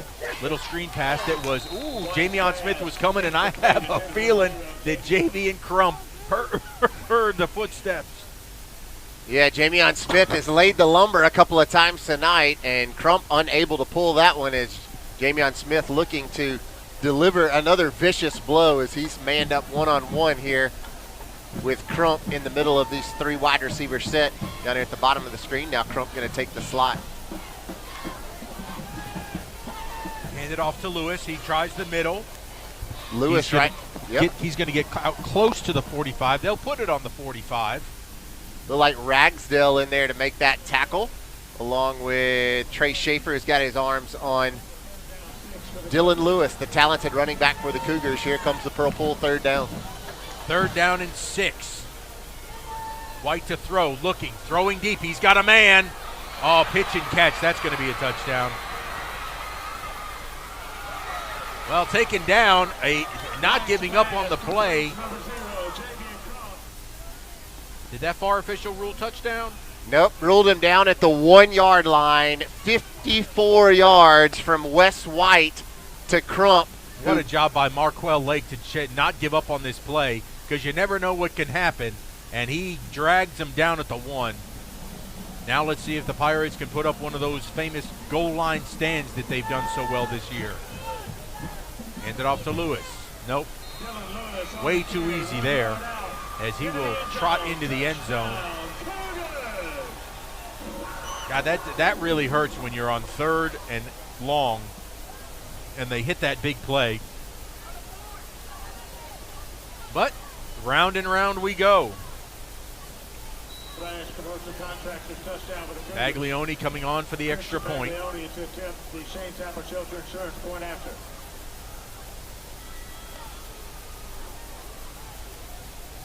His kick is up, and it is good. And with 3:58 to play before halftime, it is now 31-21, a 10-point deficit again. You've heard it said, give a man a fish and he'll eat for a day. But teach a man to fish, he'll come home dehydrated, severely malnourished, and late. Some quotes are better than others. With Alpha Insurance, he won't get the old bait and switch. He'll be as happy as a dog in the sunshine. Ain't that right, Otis? And there's nothing fishy about that. Call Alpha agent John McHenry in Pearl for a quote today. Back here at Northwest Rankin High School, Pirates about set to receive the ball. Now finding themselves down by 10 once again. This thing just keeps going back and forth from 10 to 3, from 10 to 3. And the Pirates have some time. Just about 4 minutes to go before the break. Quick look at some scores as we get set for this Northwest Rankin kickoff. Brandon trails Oak Grove 9-6 in the second quarter after Oak Grove led 9-0. No score from the Terry Warren Central ball game. Meridian up on top of Petal 7-0 in the second quarter. Madison Central leads Germantown 21-0. Clinton on top of Grenada 7-6. And the Battle of Starkville and Oxford, Starkville Yellow Jackets on top of Oxford 14-0 in the second quarter. So Baglioni has the kick set up. Once again, it's going to be a shorter kick. So let's put Isaiah Wynn on alert over there. Well, we're going to get whistles, and I believe that's a delay of game on Northwest. I've never seen that on a kickoff as the referee threw it. Looks like he's signaling illegal substitution on somebody. And false start. False start. Well, I've never seen. Thought it was an offsides on kickoff. Well, I've never seen the referee throw the flag from the end zone on that. Now, in college and I believe NFL, you have to have 5 on each side of the ball on kickoff. Is it that same rule in high school? Because they had 6 on the right side of the ball. That's an excellent question, but it's something that the referee would have been able to have to be able to see as he's standing 60 yards away. 1, 2, 3, 4, 5. 1, 2, 3, 4. No, they did have 6 up at the top. There was one guy. It looked like there were 6 on the far side. There was one guy that was hiding in the Northwest Rankin bench. And they have it again. Yeah, I'm not sure if that rule translates down to high school. Right, I don't know if that's a rule in high school. Guess we'll find out if another flag drops here. Here's the little Poochie kick. It's going to be taken in at the 32. Here comes Kinji. If he can get to the outside, he's still up. Coming to the midfield stripe, he crosses it. He's going to be into Northwest Rankin territory at the 42-yard line. Great little special teams adjustment there as we knew they were going to kick it short, so we slide Kenji McNair up enough to field that one after Isaiah Wynn took the last one, and Kenji, who's already taken one 93 yards to the house. Pretty good return there of some 35 yards or so to put the Pirates in great field position for another response. 3:49 remaining before the half here at Northwest Rankin. There we'll have Ben Alexander in the backfield. No, I take that back. That is Jamarion.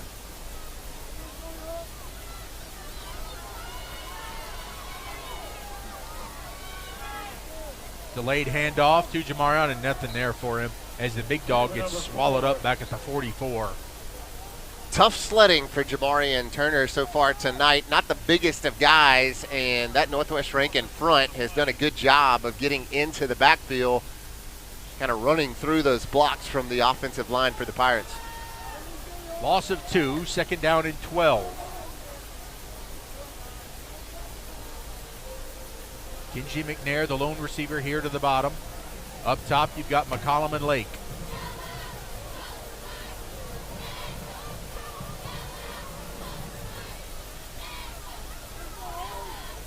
Durr will hand it off to Turner. This time he's into the second level, and it's a 35-yard line. A nice pickup that time for the big dog. The biggest run of the night so far for Jamari and Turner after they throw him back. Good job by the offensive line opening up holes. DJ Page pulling there, and Jamarian following the block to make it third and manageable. Love to get some more points on the board to cut into this 10-point deficit. Looks like third down and 3, so a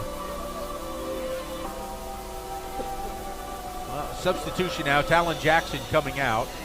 Now Jordan Butler checking in at wide receiver. We will go 4 wide this time. Northwest will blitz. There goes Jack. Oh, Jack could have just cut it up the middle. They blitzed, and the middle was wide open if he could have gotten through that line. As the 2 linebackers blitzed from the edge. But 79 blew that play up. And now it's 4th down, and the offense will stay out there. No reason not to. We stay 4 wide. Now Jack will look over to the sideline, see what the defensive alignment is, see what play we want to run, get everybody on the same page.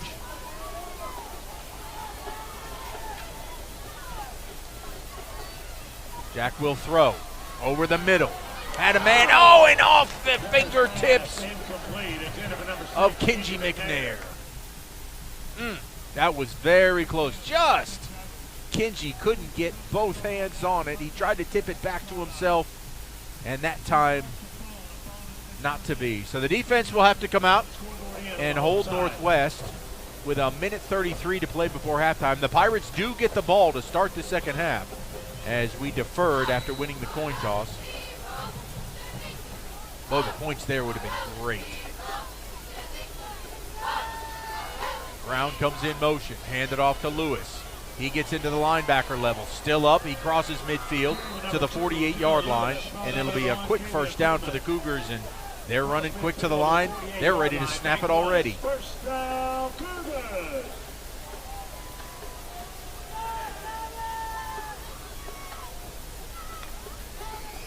White will throw. Throwing it deep down the right side, and nobody there.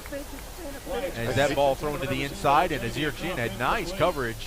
Yeah, Azir Chin, great coverage on Crump. Crump actually had to turn into a defensive back. It's a good job by Chin, kind of doing a little basketball block out, and Chin almost going to pick that one off had it not been for the outstretched arm of Crump to knock that one down to make it 2nd and 10.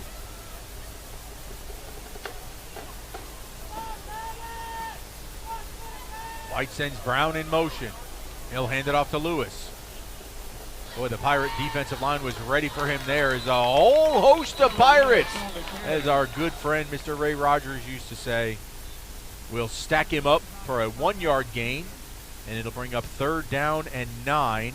Northwest Rankin going to burn the first of their 3 timeouts here with 64 seconds remaining on the clock before halftime. Well, I would like to thank them, Roy. I think that's actually a good thing, because if we stop them here. Say that one more time. I think Frank wants us to take a break. Oh. I'll take one of those shovels. Oh, those shovels are lease only. But I just want to dig a hole. Well, I can sell you the sweet, sporty, compact model for cash. You wouldn't put up with this at a hardware store. Don't put up with it when you buy a car. So come to Rogers Dabbs Chevrolet. It's easier here. These fresh, never frozen chicken fingers at Raising Cane's are so delicious. They speak for themselves. So, while you watch, I'll tell you all about our secret dipping sauce. First off, it's a sauce. And you use it for dipping. Yeah, that's all I can tell you. Because it's, secret. Raising Cane's. One love. 3rd down and 9 for Northwest Rankin. Pirates a chance to hold here with 1:04 to play before halftime. White's going to throw it over the middle. Oh, and then what a catch by Brown as Kavion Freeman jumps up and down as the Reaper was right there and didn't realize it. Here they go quick again. First down from the 35. Another pump fake, throws the shoulder. Oh, and nearly intercepted. A great read there by Deuces, Jamion Smith. Jamion Smith read it all the way, and he made a great break from his safety spot, and it hit him right in the hands. Maybe it made a little bit of contact with the receiver, Crump. Unable to pull that one in as that was coming off hot from the quarterback, Wes White. So 2nd down and 10 now from the Pirate 35. They'll slow it down now. Check the sideline for a play. 48 seconds left. White going to throw it again. That ball batted down at the line of scrimmage. Caleb Arterberry, the linebacker. He got his arms up. Caleb very good at this as he's tall, he's long-armed, and nice vertical right there. So that's going to bring up a Pearl Pool. 3rd down and 10. Now with 44 seconds left before halftime. This would be a big stop for the Pirate defense as we would get it with a little bit of time remaining, but even more importantly, we get the ball to start the second half. Brown in there at quarterback now. He's going to keep it. He's going to run. No, now he's going to throw it. They've deked everybody out, and that was a play that we never saw. As Brown last week did that, and all he did was run the ball. Here, everybody keyed on the run. He steps back and puts one up to a wide open Javian Crump, and that was very, very easy. Well-designed play, one that we had not seen. So Baglioni will come on for the extra point.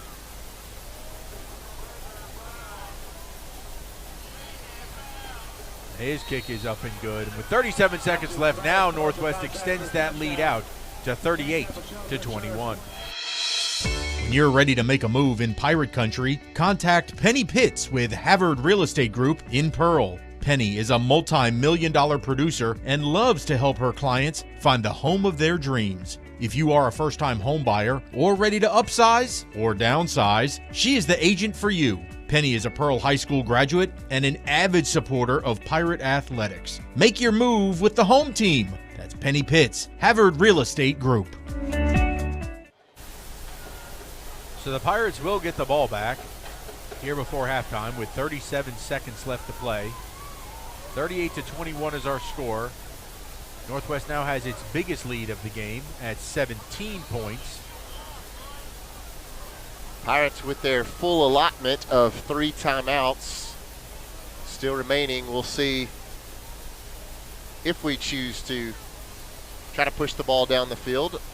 Well, it depends on the... Also, yeah, been very successful on kickoff.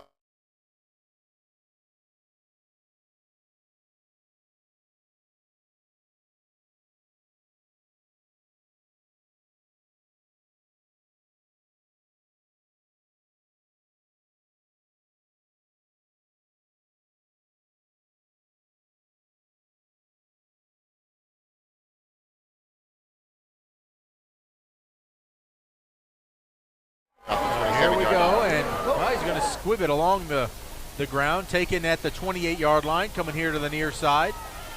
Looks like that's Shaden McCollum with the ball. It is, and we're going to have the ball at the 40-yard line with 29 seconds left. So let's see what our offense decides to do. You have nothing to lose now. That's exactly what I was going to say. Why not? You got to go out 4 wide, and let's see if we can make something happen. Looks like TJ McKenzie going to be the running back in there to probably just protect Jack Durr.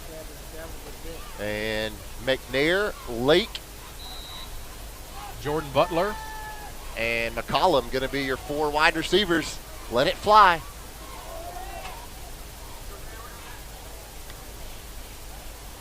No, we're going to run the ball. We hand it off to McKenzie. He takes it out to the 43-yard line. And there's 20 seconds and counting, and well, Pirates looking to get on the ball quickly. Second down, 7. Now just 10 seconds left. Probably going to be the last play of the half. And we're going to hand it to McKenzie again, and he's going to get it out past midfield. Good solid run, but that will take us to halftime, as the Pirates were content to hold it where it was. And they will hit the locker room, finding themselves down 17 at 38-21.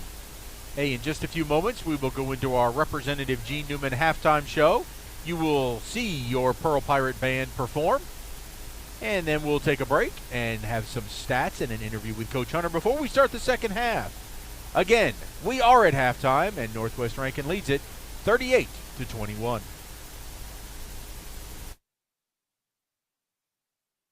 I'm State Representative Gene Newman, a proud supporter of Pirate football and a longtime resident here in Pearl. While players and coaches are well known around town, we have some unsung heroes here in our community. Our first responders save lives and protect us every day. Pearl firefighters respond to medical emergencies, car and home accidents, as well as fires. Our police officers work tirelessly to patrol our streets, help those in trouble, and catch the bad guys before they get away. Our 911 dispatchers are the lifeline for both our responders and our citizens. They take the calls to send help and do their best to keep the callers calm until help arrives. These folks are our heroes. I encourage you to thank them and perhaps join the team when positions become available right here in Pearl.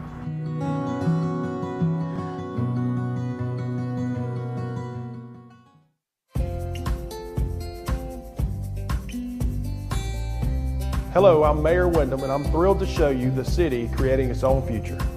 Pearl is located in Rankin County, the fastest growing county in Mississippi, and there's no question why. Access to great schools, even better shopping, and unbridled beauty make Pearl a town that truly embodies its name. And with a truly exceptional team of first responders, public safety is another key component of our success. With fantastic housing opportunities from quaint suburban neighborhoods to gorgeous lakefront properties, there's a place for you here in Pearl. You can't beat the location. Right outside of Pearl is the crossroads of the South, where Interstate 20 meets Interstate 55. From here you can travel anywhere within the state or the country. Or you can choose to stay right here in Pearl to enjoy a Mississippi Braves baseball game or experience the small town atmosphere, community pride, and heart of the local residents. Think of the Pearl Pirates and one word comes to mind: pride. The pride they take in their efforts, the pride our community feels in their achievement. We're all Pirate boosters, and that's especially true at Bank of Yazoo. Proud not only to be a partner in education with Pearl High School, but also to serve the Pearl community with great financial options. So when you're ready to boost your spirits, come feel the pride with the Pirates. And when you're ready to boost your bottom line, come down to Bank of Yazoo. Bank of Yazoo, proud to be your booster for life. Member FDIC. He was supposed to be the fifth man to walk on the moon. But 200,000 miles from Earth, an oxygen tank explodes. Power supply malfunction. Okay, now let's everybody keep cool. Thanks to his survival skills and leadership instinct, Hang in there, it won't be he long. helped guide the crew back home. Welcome home. It's really looking great. He was Jim Lovell, and long before he wore this uniform, he wore this one.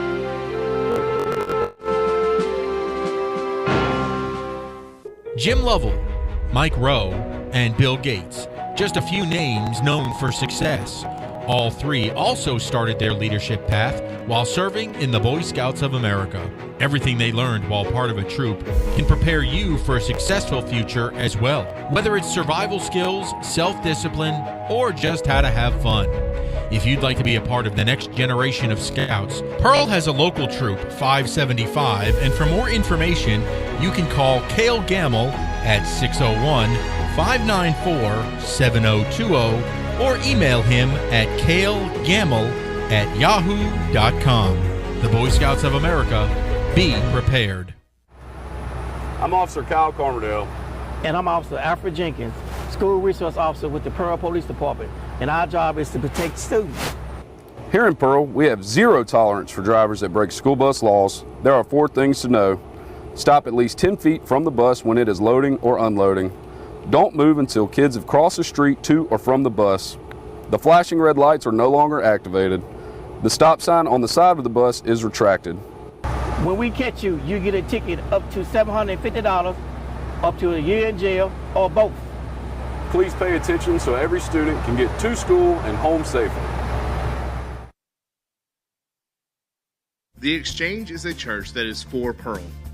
The Exchange exists to make the love of God visible and tangible to our city, whether it's gifts and prayers for our teachers and students, acts of service for those in need, family-friendly activities for our city, Thanksgiving meals for families, encouragement for the next generation, or hope when people need it most. The Exchange is for Pearl, and the Exchange is here for you. Find a place to belong, grow, and serve by visiting us online at theexchange.cc. Welcome back to the Gene Newman Campaign Halftime Show here live at Northwest Rankin High School, where the Northwest Rankin Cougars lead the Pearl Pirates 38-21 at the half. But now for your halftime entertainment, we're going to bring you the award-winning Pearl Pirate Marching Band. Just a heads up, we've got a little bit of a interesting shot angle tonight as we are set up on the visiting side, and as typically done at high school football games, the band will play towards the home side, so you're going to get one kind of sky shot tonight, but you'll be able to hear the sounds of the instruments and their halftime show well loved. So now for your halftime entertainment, the sights and sounds of your award-winning Pearl Pirate Marching Band.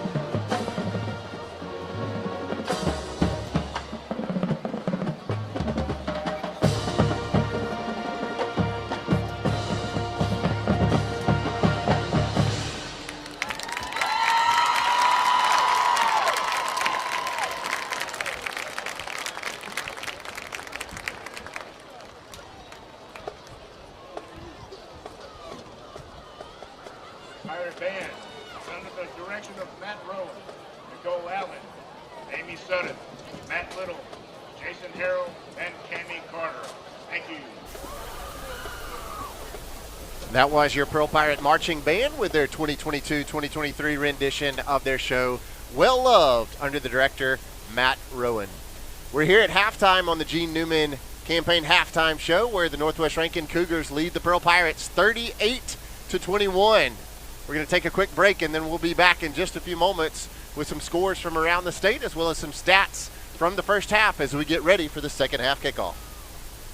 I'm State Representative Gene Newman, a proud supporter of Pirate football and a longtime resident here in Pearl. While players and coaches are well known around town, we have some unsung heroes here in our community. Our first responders save lives and protect us every day. Pearl firefighters respond to medical emergencies, car and home accidents, as well as fires. Our police officers work tirelessly to patrol our streets, help those in trouble, and catch the bad guys before they get away. Our 911 dispatchers are the lifeline for both our responders and our citizens. They take the calls to send help and do their best to keep the callers calm until help arrives. These folks are our heroes.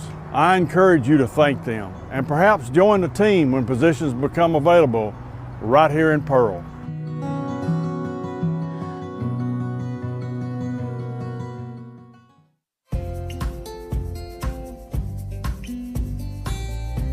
Hello, I'm Mayor Wyndham, and I'm thrilled to show you the city creating its own future. Pearl is located in Rankin County, the fastest growing county in Mississippi, and there's no question why. Access to great schools, even better shopping, and unbridled beauty make Pearl a town that truly embodies its name. And with a truly exceptional team of first responders, public safety is another key component of our success. With fantastic housing opportunities from quaint suburban neighborhoods to gorgeous lakefront properties, there's a place for you here in Pearl. You can't beat the location. Right outside of Pearl is the crossroads of the South, where Interstate 20 meets Interstate 55. From here you can travel anywhere within the state or the country. Or you can choose to stay right here in Pearl to enjoy a Mississippi Braves baseball game or experience the small town atmosphere, community pride, and heart of the local residents. I'm Officer Kyle Carmerdale. And I'm Officer Alfred Jenkins, School Resource Officer with the Pearl Police Department. And our job is to protect students. Here in Pearl, we have zero tolerance for drivers that break school bus laws. There are 4 things to know. Stop at least 10 feet from the bus when it is loading or unloading. Don't move until kids have crossed the street to or from the bus. The flashing red lights are no longer activated. The stop sign on the side of the bus is retracted. When we catch you, you get a ticket up to $750, up to a year in jail, or both. Please pay attention so every student can get to school and home safely. The Exchange is a church that is for Pearl. The Exchange exists to make the love of God visible and tangible to our city. Whether it's gifts and prayers for our teachers and students, acts of service for those in need, family-friendly activities for our city, Thanksgiving meals for families, encouragement for the next generation, or hope when people need it most. The Exchange is for Pearl, and the Exchange is here for you. Find a place to belong, grow, and serve by visiting us online at theexchange.cc. Come smile with Sky. Sky Family Dental of Pearl provides complete dental care for the entire family. Oral exams, cleanings, dentures, implants. Most insurance is accepted and financing is available. Call now to schedule your appointment. Come smile with Sky. With the My Trustmark mobile app, no matter where you happen to find yourself, there's a world of opportunity. Check your balances from a friend's house. Deposit checks with a smartphone or tablet from the back porch. Or send payments with email or text during a family get-together. Live your life more freely. Make My Trustmark your Trustmark. Get started at trustmark.com.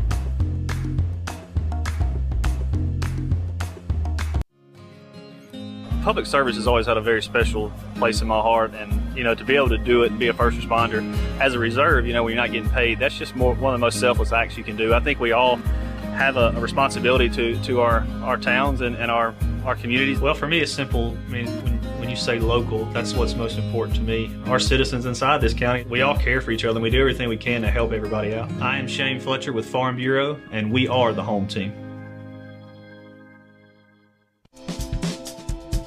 When pirates need a feast, they sail to Mugshot's Grill and Bar. Voted best burger in Mississippi for 13 years in a row, Mugshot's proudly serves fresh, never frozen certified Angus beef. X marks the spot at 2 locations on the map, in Pearl and Riverwind Drive in the movie theater parking lot, and in Flowood on the corner of Airport Road and Lakeland Drive. You can dine in, take out, or order online and pick up curbside. Check out mugshotsgrillandbar.com.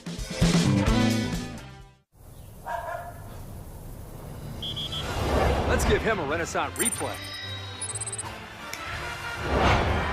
Make the right call for 24/7 roadside assistance and sign up for Renaissance Rewards Extra Checking today. The Pearl Pool is a proud sponsor of Pirate football.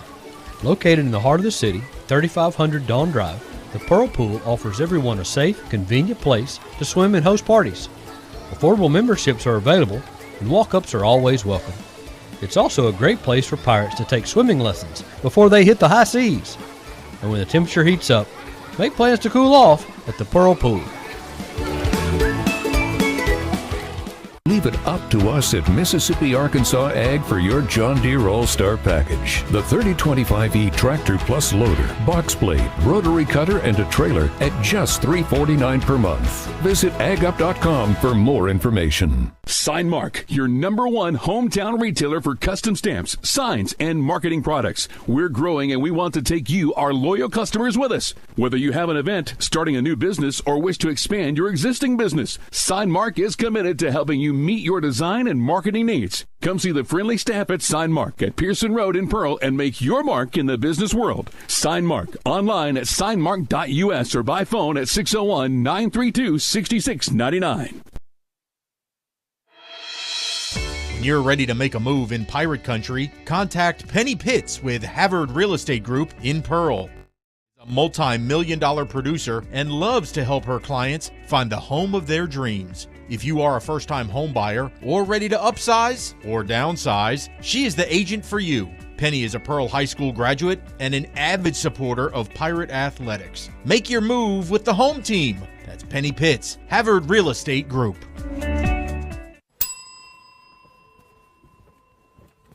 I'll take one of those shovels. Oh, those shovels are lease only. But I just want to dig a hole. Well, I can sell you the sweet, sporty, compact model for cash. You wouldn't put up with this at a hardware store. Don't put up with it when you buy a car. So come to Roger Stab Chevrolet. It's easier here. These fresh, never frozen chicken fingers at Raising Cane's are so delicious. They speak for themselves. So, while you watch, I'll tell you all about our secret dipping sauce. First off, it's a sauce. And you use it for dipping. That's all I can tell you.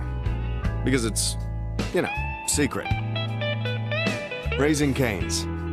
One love. Think of the Pearl Pirates and one word comes to mind: pride. The pride they take in their efforts, the pride our community feels in their achievement. We're all Pirate boosters, and that's especially true at Bank of Yazoo. Proud not only to be a partner in education with Pearl High School, but also to serve the Pearl community with great financial options. So when you're ready to boost your spirits, come feel the pride with the Pirates. And when you're ready to boost your bottom line, come down to Bank of Yazoo. Bank of Yazoo, proud to be your booster for life. Member FDIC. I'm State Representative Gene Newman, a proud supporter of Pirate football and a longtime resident here in Pearl. While players and coaches are well known around town, we have some unsung heroes here in our community. Our first responders save lives and protect us every day. Pearl firefighters respond to medical emergencies, car and home accidents, as well as fires. Our police officers work tirelessly to patrol our streets, help those in trouble, and catch the bad guys before they get away. Our 911 dispatchers are the lifeline for both our responders and our citizens. They take the calls to send help and do their best to keep the callers calm until help arrives. These folks are our heroes. I encourage you to thank them and perhaps join the team when positions become available right here in Pearl.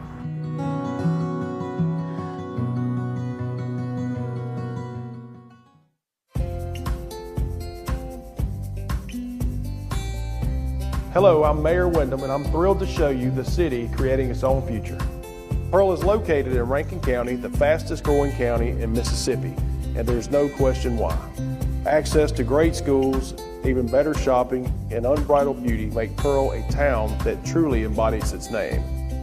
And with a truly exceptional team of first responders, public safety is another key component of our success.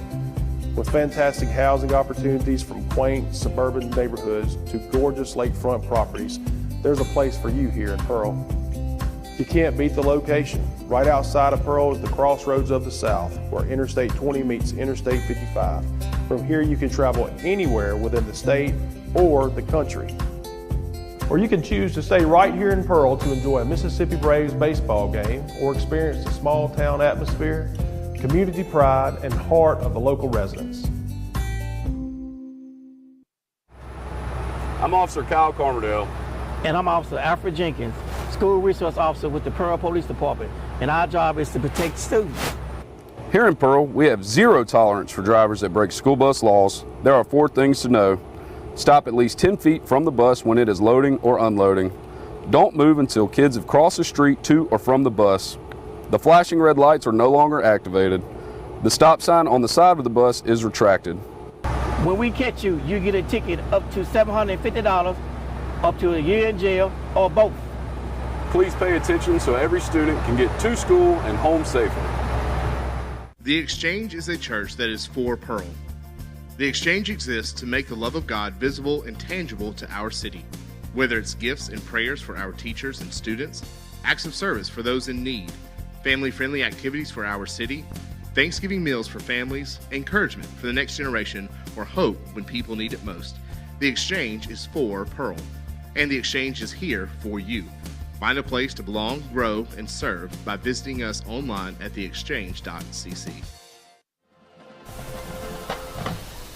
Welcome back to Northwest Rankin High School, where we are at halftime on the Gene Newman Representative Halftime Show. The Northwest Rankin Cougars lead your Pearl Pirates 38-21. We're rounding out halftime activities as we get ready for the second half. Before we get there, I want to bring you some scores happening from around the region and around the state of Mississippi. Right now, the number 1 ranked Brandon Bulldogs on the road at Oak Grove, trailing 18-6 in the third quarter. Number 1 on the ropes. Again, a Region 3 6A game. Brandon undefeated and 4-0 in region play, trailing Oak Grove 18-6. We'll be at Oak Grove next week. The Warren Central Vikings all over the Terry Bulldogs, 21-0 at the half. Warren Central looking to move to 4-1 in region play. Petal Panthers lead the Meridian Wildcats 10-7 in Region 3 6A. That also at halftime. Petal looking to pick up their first region win as they lead the Wildcats 10-7. Madison Central all over Germantown 21-0. That one a halftime score. Clinton and Grenada locked up in a close one. The Arrows winning 7-6 over Grenada at the half. And then finally a score from a little bit northern part of Mississippi, 28-14. The Starkville Yellow Jackets leading the Oxford Chargers 28-14, a halftime score. Again, your score here at Northwest Rankin High School, 38-21. The Cougars on top of the Pearl Pirates. We'll take a moment and look at some of the stats from the first half. Hey guys, can I interrupt y'all? Yep, and we got the professor with... Well, Coach was just about here, but he'll be here in just a second. Well, here he is. I got him. There he is. Jump in there, Professor. All right, guys, I'm here with Coach Hunter. Coach, kind of turned into a little shootout there in the first half. Kind of slacked up, or we didn't slack up. They just kind of got lucky on a couple of plays there at the end of the first half. So what's your assessment of the team coming into half? Yeah, we got to keep generating big plays on offense, and we got to stop big plays on defense. You know, just way too many explosive plays. When they were on offense, you know, you got the 3rd and 10, and we told them, hey, here comes the sweet pass, you know, and it just, I don't know if they didn't hear it or, you know, just got aggressive, you know, and that was a big one right there before half, you know. So we got to come out right here and really good drive in the first one of the second half, score, get it back to 10, and then defense, we got to get a stop or possibly a turnover. Well, how are the guys' confidence in the locker room? Did they feel pretty good, still feel up, or they? I think they felt like, you know, we could have played a lot better, you know what I'm saying? There's a lot of encouraging, though, and I think we're still pretty confident, you know. It's kind of crazy, and I don't think we were a couple of weeks ago, but I think we're kind of confident even though we're down a little bit right here just because we feel like we can play better on both sides of the ball. Good luck second half, Coach. Thank you, Professor. as we get set for the second half, bringing you, again, some statistics. As you heard those words from Coach Hunter, still a lot of confidence from the Pirates, even trailing by 17. It was a back-and-forth ball game. Some total yardage stats, Greg Flynn, as we get ready for the second half. Rushing yards, the Pirates with 46 total rushing yards, 139 for Northwest Rankin, much of those on the legs of Dylan Lewis. Passing yards, Pearl with 78, Northwest Rankin with 161. So total yardage, we've been more than doubled up in the first half. 300 total yards for Northwest Rankin and 124 for the Pearl Pirates. Well, I mean, the key is, I was down there listening as the players were coming across. Again, it is a country mile from where they have to dress. And it was, 1, we're going to tackle better. 2, Coach was preaching to them, offense gets the ball, let's go score. And then defense, I need a turnover or a stop. Pretty simple stuff. Can they execute? We have 24 minutes left in our season if we do not. Yep. Well, I mean, of a regular season, of any aspirations of a postseason. So, I expect to see, lay it all out there, go for everything. You have nothing to lose at this point. You got to make up a 17-point deficit. Yeah, you've shown that you have the ability to stop them. We've had we've had a turnover, a couple of almost turnovers. We forced them into a punt. And then you've also shown that you can score against them, as we had multiple scoring opportunities, put up 21 points in the first half, and got really close a couple of other times. So we've been able to move the ball.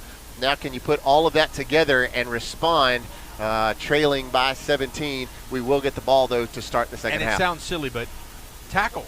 It's back to basics. Just tackle somebody. Get them. When we've had an opportunity to line up a tackle, boy, we've laid some big licks. I mean, Jamion Smith is having a career night tonight, his best game of the season easily, but those have been few and far between because we're getting him, Lewis, 8-9 yards down the field, and then it's a catch-22 because you bring the safeties up to try and stop the run, and then you're leaving center field wide open, which is why they've hit a couple of big pass plays, because the safeties were coming up in run support. So it's a chess match, and we are about to find out how the second half of that is going to go. I see the Pirates are now lined up for the return. Christian Baglioni will come out with our Shane Fletcher Farm Bureau insurance kick to start the second half. And ever since the Kenji McNair returned for a touchdown, they've gone to the pooch kicking, whether it's bouncing it along the ground, which was their last kickoff, or they've kicked it short, but we've had good returns on those. So we will see what he chooses to do on this one. It looks like a traditional kick, more of a traditional kick this time, just the way he's lined up. We are underway, and this one's going to go a little bit deeper, and it's going to be caught at the 20 here on the near side. Marquell Lake trying to get to the outside, and he's going to be stacked up, knocked back. They're going to give him forward progress out to the 33. So that's where Captain Jack will lead the offense out to start this third quarter. Take a look at some of the Pearl Pirate offensive stats from the first half. Jack Durr didn't put it in the air a whole lot, just 2 of 6 for 78 yards. He did have that 50-yard touchdown pass to Shaden McCollum. Rushing-wise, Jack Durr leads the Pirates, 6 carries for 23 yards for Jack Durr, and receiving, Shaden McCollum with the only 2 receptions, 2 catches, 78 yards, and 1 touchdown for McCollum. Jack, quick throw. To the man in motion there, that's Lake. He's trying to make some folks miss, and the Cougars collapse quickly. He'll get to the 35, a short pickup of 2 yards. And that was a creative little razzle-dazzle that we have not seen before. A little wrinkled.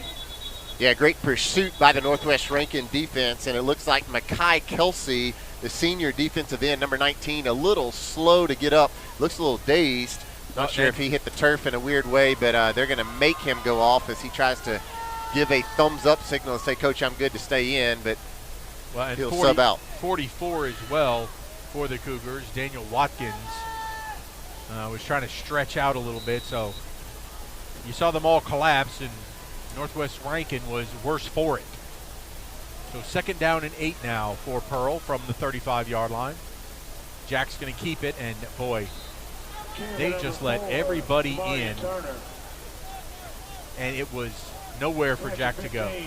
Yeah, and we've tried to run that play 3 times tonight. The first and third time, not successful at all. It's been fully read by Northwest Rankin. The second time, Jack did get open and ran it all the way down to the 1-yard line. But tip your cap to that Northwest Rankin defense staying at home on those quarterback keepers. So 3rd down and 9 now. Durr back to pass. Steps up from the pressure. And he's held it too long once again. And he's going to get swallowed up and dropped at the 34-yard line.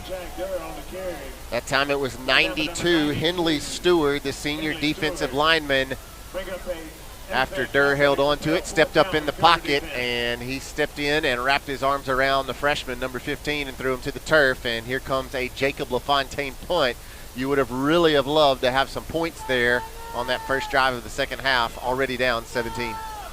Northwest Rankin keeping their defense back. They're not. They're watching for a fake here, but we will punt it away. LaFontaine kicks it high but short. It's going to take a Cougar bounce back towards midfield, and the Pirates will get on it at the 49-yard line. But the Cougars are going to start darn near at midfield. Yeah, number 17 only kicks it for 17. Not a very friendly hop there on the LaFontaine punt as he had that backspin on it. And Northwest Rankin and their high-tempo offense going to start with only 51 yards of turf in front of them here before the end zone that they've already walked into 5 times tonight. Well, Wes White will look at the sideline for his call. Quick throw out here to the near side, little wide receiver screen that's going to net another first down and inside the 35 to the 30. They're going to give him credit all the way to the 32-yard line. And I don't know if y'all could see it, but Kavion laid a lick on him right before he went out of bounds. Yes, I was a little worried. I was waiting to see a flag come flying up in the air because that was very close. So here comes the tempo. Running it quick. Here comes Lewis. And another big stick in there, that time by Trey Schaefer. Marquell Lake also in there to help clean that one up. Good look there on the Rogers Dabbs instant replay. Kai Jefferson in there in that trio of Pirates to make the tackle on Dylan Lewis. 2nd down and 10. West going to throw it out. Another wide open receiver in the slot. And that's going to be a positive play down to the 25-yard line is Crump on the reception. Nobody out there with him that time. Yeah, a lot of space given to Jaden Crump, and he's a guy who hurt us in the first half. Crump was the leading receiver for Northwest Rankin in the first half with 2 catches for 90 yards and a touchdown. Lewis, he will bang his way forward. Pirates get it, but not until he gets to the 19, and that will move the chains for another Cougar first down. And here they go again. They are just giving us no chance to breathe. Cam Hewitt trying to get in position. White going to throw this time. Throws it deep towards the corner. Into the end zone. Incomplete. Looking for Brown. That ball just too far. Pretty good coverage again, that time by the freshman Evan Williams, who's had Brendan Brown. Actually, it's Amarius Johnson, my bad. Need a turnover here because they're already well within Baglioni's field goal range. So a turnover is critical. Find a way to make him make a mistake. Here goes Lewis. This time we wrap him up, and there goes Mayhem. Jabron Moore. A nice stick for no gain. Jabron Moore with 7 tackles for loss on the season coming in, and I believe he may have just picked up his 8th one tonight. It looks like they may back him up a yard there on the 2nd down tackle. They will make it a tackle for loss. 3rd down and 11. The Pearl Pool 3rd down. White's got 4 wide receivers, 2 to either side. Fake the handoff, looking to throw, puts it up over the middle. That ball's going to be caught once again by Crump at the 6-yard line, and that's going to be a first down. Jaden Crump just finding open spots, and Wes White putting it right where it needs to be. And Northwest Rankin knocking on the end zone door yet again. Hand it off to Lewis. He's coming around the left side, turns it up. He will get no gain on the play as he gets back to the 6. Down to the 5-yard line, ball down by number 10. Good tackle that time by the linebacker for Pearl. That was number 7, Marcus Thompson, the senior. So it is 2nd and goal from the 6. White will hand it off to Lewis. Big hole up the middle, and he drives forward. Looks like they're going to put him down at the 1. So it's going to be 3rd down and goal from the 1-yard line. Just a tremendous push and a big hole to run through. No contact, really, until he makes 5 yards. On 3rd and goal, here goes Lewis. He's stacked up, and this time he will be dropped short of the goal line, I believe. I'm watching the officials. No, now they're going to say touchdown? It sure looked like Schaefer had him sideways. And somehow he fell over the end line, and it is a touchdown for Lewis. Dylan Lewis was his 3rd touchdown of the night so far. And it has gone exactly the opposite to the way we needed this thing to start. We needed points and we needed a stop. Well, we got stopped and gave up points. Baglioni on for the extra point. It is up, and it is good. And with that, the Northwest Rankin Cougars now leading 45-21 with 7:08 to play in the 3rd. Buying or selling a home? Look no further than David Ostrander at Keller Williams Realty. David and his family are proud supporters of Pearl Public Schools and all Pirate athletics. Keller Williams represents more home buyers and sellers than anyone else in central Mississippi. They offer military and veteran benefits to their clients and love taking care of teachers and first-time home buyers. Contact David Ostrander at 601-850-6728. It's getting late early in the second half for the Pirates as they now find themselves down 45-21 and have got to find a way to get points on this drive. Again, a must-win ball game tonight for the Pearl Pirates if they want to have any chance to sniff the postseason. Still a lot of work in front of us, and now a 24-point deficit. Baglioni pops it up. It'll be taken in at the 25. That by Ben Alexander. Ben cuts it up the middle. He's going to get it out to the 40. Good field position for the Pirates to start. And nice to see Ben getting some touches tonight. Very talented young newcomer to the Pearl Pirate football team. He is going to be a star in the making. As he matures and gets more reps, Ben Alexander, very talented, strong, and quick. He's kind of the best of both worlds between Jamarion Turner and T.J. McKenzie. So Renaissance Bank 1st down. Jack looking to throw. He's going to pull it down, and he's going to get swallowed up there at the 40. No time for him. I mean, he just has no time to react.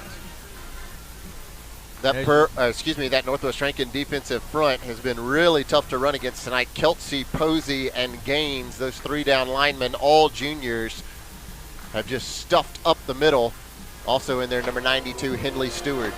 Well, that linebacker, number 28, has been awful all night long. Now's a quick pass to Lake. Lake, if he can get out of the tackle, they're going to push him back. He's going to get out to the 44-yard line, so it's going to bring up a 3rd down and, well, at least more manageable here. Wide receiver screen. Pretty good blocks there thrown by Jordan Butler and Kenji McNair. Try to open up holes for Marquell Lake. A 3rd down and 7. A Pearl Pool 3rd down and 7 here. I would imagine this is going to be 4-down territory. But hopefully we can pick up that 1st down here. Jordan Butler, the receiver here to the near side. Turner goes way out in motion. Jack, gap ball's tipped and will drop harmlessly to the ground at the 45. And now let's see. I would imagine again that this is 4-down territory. And we're going to send the punt unit out. So LaFontaine will trot out there at least in a punt formation. Northwest has done a good job, Bryant, of watching that because they don't put on a full rush. They leave. See all those linebackers that stay around that 1st down marker. Yeah, don't forget Jacob LaFontaine is the backup quarterback. Kai Jefferson, one of these guys, the gunners on the outside. And we have to punt it away. And so that ball will be fair caught, and the Cougars will take over at the 26-yard line. 30 yards on the Jacob LaFontaine punt. And now we'll see Wes White in this highly effective Northwest Rankin Cougar offense yet again. Professor, we got to find a way to stop them down there. Yeah, they're just wearing us out up front. They have a massive offensive line, and they're just blowing us off the ball. And with that fast pace and the hard runners, it's just wearing us out. White will send a man in motion, shift him over to the other side. Hand it off to Lewis. Lewis, he's into the second level yet again, and he's going to get a nice gain out to the 32-yard line. Lewis in the first half, 23 carries for 127 yards, averaging just a little over 5.5 yards a carry. So on 2nd and 5, a little quick wide receiver screen. Trump's going to make the first man miss, spins his way out to the 34. So it will be a big Pearl Pool, 3rd down and 3. They go quick, hand it to Lewis. We stack him up, and he's going to be short. Good job by the defensive front that time, as Lewis could find no running room. Trey Schaefer, the guy in there who made the first contact, and then I believe it was cleaned up by Mayhem, Mr. 44, Jabron Moore. Good stop there, and quick 3 and out. One of the only ones of the night so far for Northwest Rankin. Good job by the Pirate defense. Never mind 3 and out. I believe this is Northwest's first punt of the night. I think you may be correct. So good snap. Punt is away. We'll take a hop and scoot on out of bounds at the 33-yard line. So that's where Jack Durr is going to have to lead this offense out, and we have got 16 total minutes left in this game. And the time is now if you're going to make a stand. Quick update from some scores that we brought to you earlier. Brandon, who trailed at the half, has now taken the lead on the road at Oak Grove, 20-18. Brandon over Oak Grove in the third quarter. We will see those two teams in our last 2 weeks. Next week on the road at Oak Grove. And then we will round out the regular season against the Brandon Bulldogs at home in the Rankin County Super Bowl. Northwest goes to Brandon next week while we go down to Oak Grove. Durr back to pass. He's going to throw it out here to Marquell. Marquell looking for some help, and a terrific play made there by number 36 for the Cougars, Octavius Hunt, as he just tracked Marquell down. He's going to gain 2 yards. 2nd down and 8. That play could have gone much bigger if not for the great play.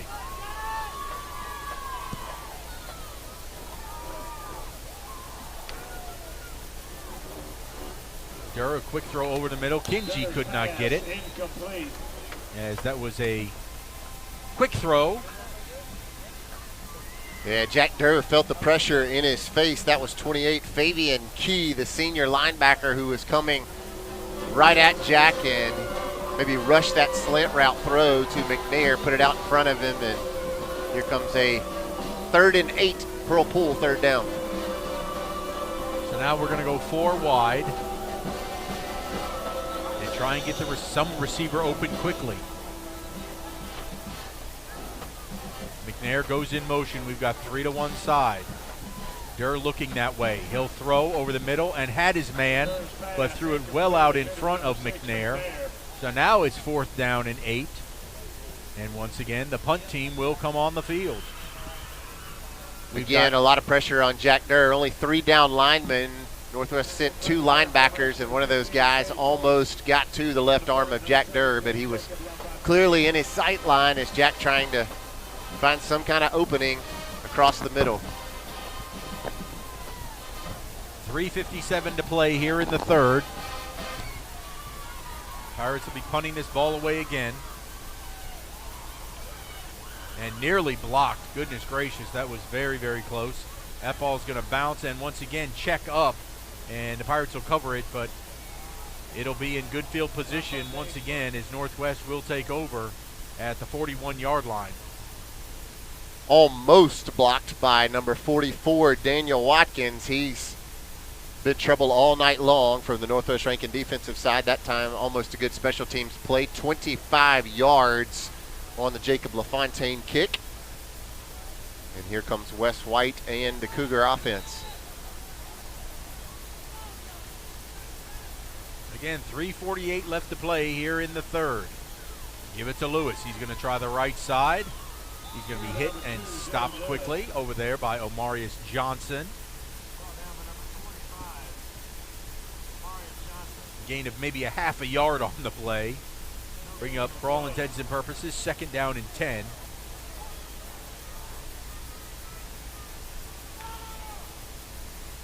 White going to throw over the middle, throwing the post. That ball dropped. And here comes the flag coming in on Chin. I don't know if they're going to call interference or holding, but he grabbed the jersey of the receiver.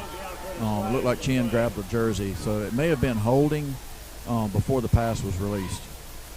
So we'll get the indication here. And it will be pass interference against the Pirates. So on that Havard Real Estate Group penalty, the Cougars will pick up a 1st down over midfield, and they'll place that ball at the Pirate 46 now. That was a critical need for a stop on that play. Cougars with a fresh set of downs.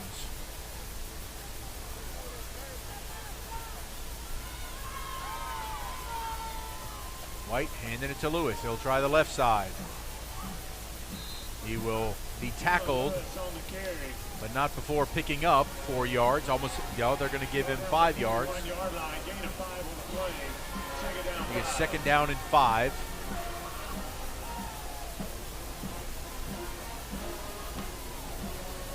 Just consistently, he doesn't face contact until he's at least 2 yards past the line of scrimmage sometimes. And this time we had him hemmed up in the backfield, and we do. We'll drop him back at the 44. Great play by Marcus Thompson, who came on the linebacker blitz. He was covering the guy in the slot, and Kavion Freeman ran over at the last moment, told Thompson to go on the blitz, and a great run blitz. Pulls Lewis down in the backfield. A Pearl Pool, 3rd down and 8. White going to throw down the left sideline. Nearly intercepted. A tremendous bit of defense here on the near side by Deuces, Jamion Smith, who is having a terrific night. Yeah, you called it. Jamion Smith has been all over the field tonight. He had 8 tackles alone in the first half, and he's been really close to picking about 3 balls off. Looks like Northwest is going to keep the offense on the field on 4th down. Well, now they won't because they jumped off sides. I think they were going to try and get the Pirates to jump, and somebody forgot to tell the wide receivers to count, and it's going to be a Havard Real Estate Group 5-yard penalty. Yeah, the 2 slot guys, everybody else hold serve, but the 2 slot guys took off, and clearly they missed the play call. As watch it, you're going to great right, look so there. Look at him. 4th down and 13 now for the Cougars. Chance to get off the field for the defense. They're just going to do a little quick kick that will bounce, and this is going to pin the Pirates very deep as Northwest will down it at the 1-foot line inside the 1. So a very effective quick kick by Wes White. You can't do it any better than that right there. Not sure if Wes White plays soccer or not, but great job of not getting it too high in the air, letting it roll just a little bit, and then Crump right there on top of it to literally down it at about the 6-inch line, and the Pirates have as far as you could possibly have to go in front of them right now. 2:34 to play here in the third quarter. Pirates still find themselves trailing 45-21. TJ McKenzie, the Bull, going to be the guy in the backfield. And we're going to try and get some space and run it out of there. And TJ puts his head down. He busts it into the linebacker level. And hard running by TJ gets us out to the 14 and a Renaissance Bank 1st down. Love that hard-nosed running from the junior who keeps those legs going, earning the nickname the Bull. And great job by the offensive line. Caston Channel in there pushing and opening up some holes along with number 65. That is Kendall Burks. Jack, a quick throw out here to Kinji. Kinji on the wide receiver screen. He's coming here down the sideline, cuts it back to the middle of the field. He's off past the 40. They're not going to get him. Kinji, McNair, air, McNair, 10, 5,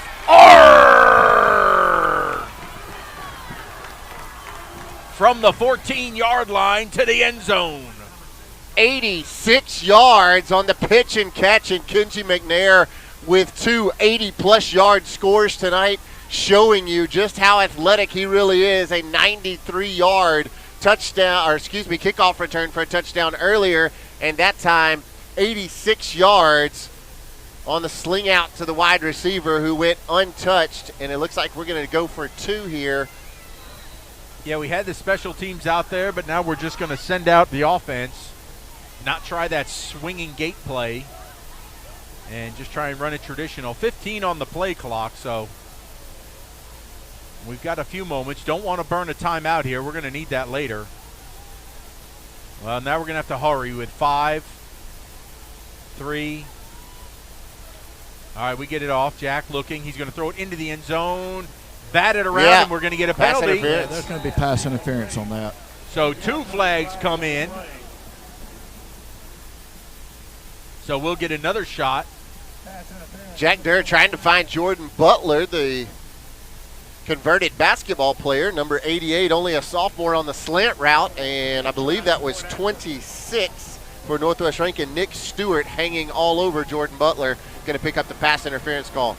So now we're going to go heavy set. Here comes Jabron Moore and Cam Hewitt into the game to help out with the blocking.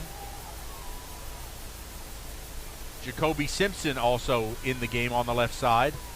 Jack's going to try and follow the bull. He's going to fall forward, and he could never get started as number 19 came through untouched for Northwest, Mikhail Kelsey.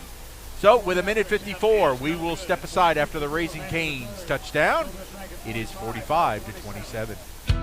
When something works this well, Paying bills? This site is so comprehensive. I do all my banking online. More time for coffee? you want to get others excited about it too. Yes, honey. They're very conscientious, and they're about helping us map out a plan for our future. It's nice to know we make a It was difference. so easy. They had lots of creative ways to help me afford the loan for the cutest car I've wanted And for that a so great long. bank is a really important thing to have. Comprehensive, conscientious, creative, community bank like no other bank you know.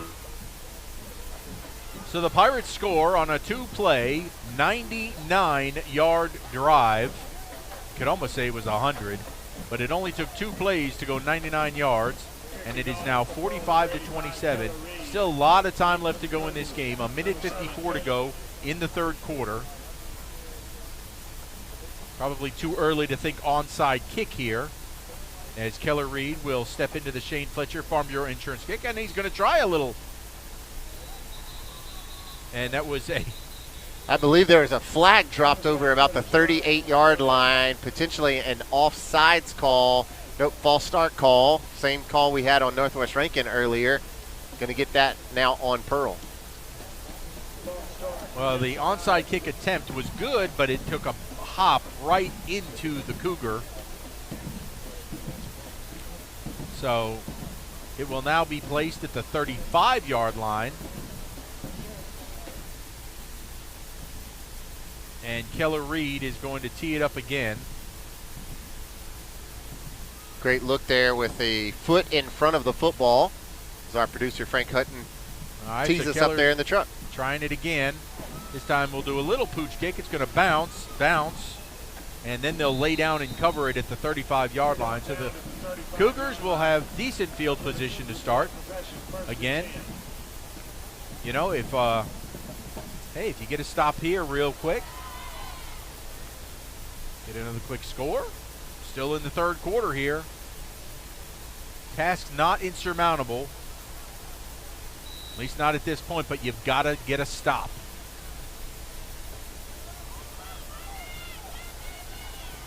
White on first down. We'll hand it off to Lewis. Lewis driving his way up the middle into the second level, and we're just trying to strip the ball versus tackling him, and they're going to give him spread it out to the 46. So that will be a first down. I understand wanting to strip the ball, but you got to make that tackle first.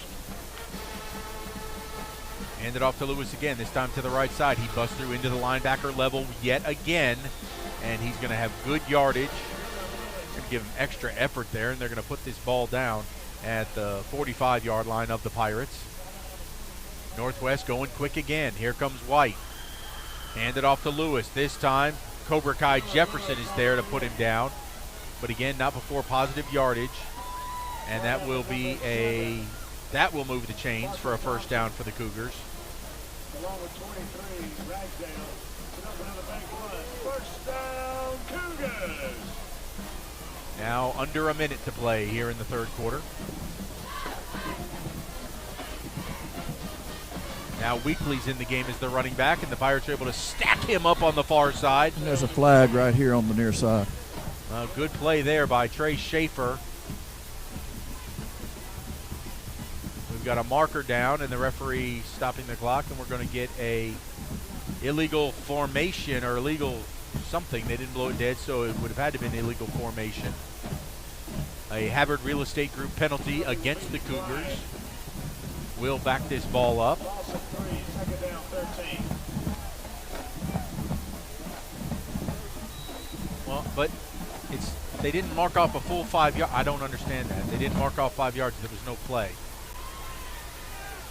There's a throw over the middle. Doesn't matter anyways. The Northwest has a first down after a wicked lick there, but Brendan Brown able to hold on. Kavion Freeman hit him low, and Trey Schaefer hit him high. Brendan Brown somehow able to hold on to it, and he's got another Cougar first down. Cougars like to play fast. They do not have to run a play here before the end of the third quarter, as we have 15 seconds on the game clock, and now they've just they've reset the play clock again to 40. So I guess they're assuming they're not going to run a play, and they will not. We have come to the end of the third quarter. Pirates trailing 45-27 to the Northwest Rankin Cougars. How local is Bank Plus? We're here, and here. And we're with you here, and here. Wherever, whenever you need us. We make our banking decisions right here because local means more than a location. It means a commitment to deliver more for our customers and our communities. Your bank, your plus, Bank Plus. So you've injured your shoulder or your knee? And of course you want the best care and the best doctor available. The doctor on the left treats shoulders and knees and ankles and hands, while the Mississippi sports medicine doctor on the right specializes in one body area and one area only, treating thousands of patients a year. Trust your medical care to one of our true specialists. Mississippi Sports Medicine. We specialize for you. We start the fourth quarter. Northwest Rankin leading 45-27. They have the football on the Pirates' 32-yard line with a first down. Weekly is the running back.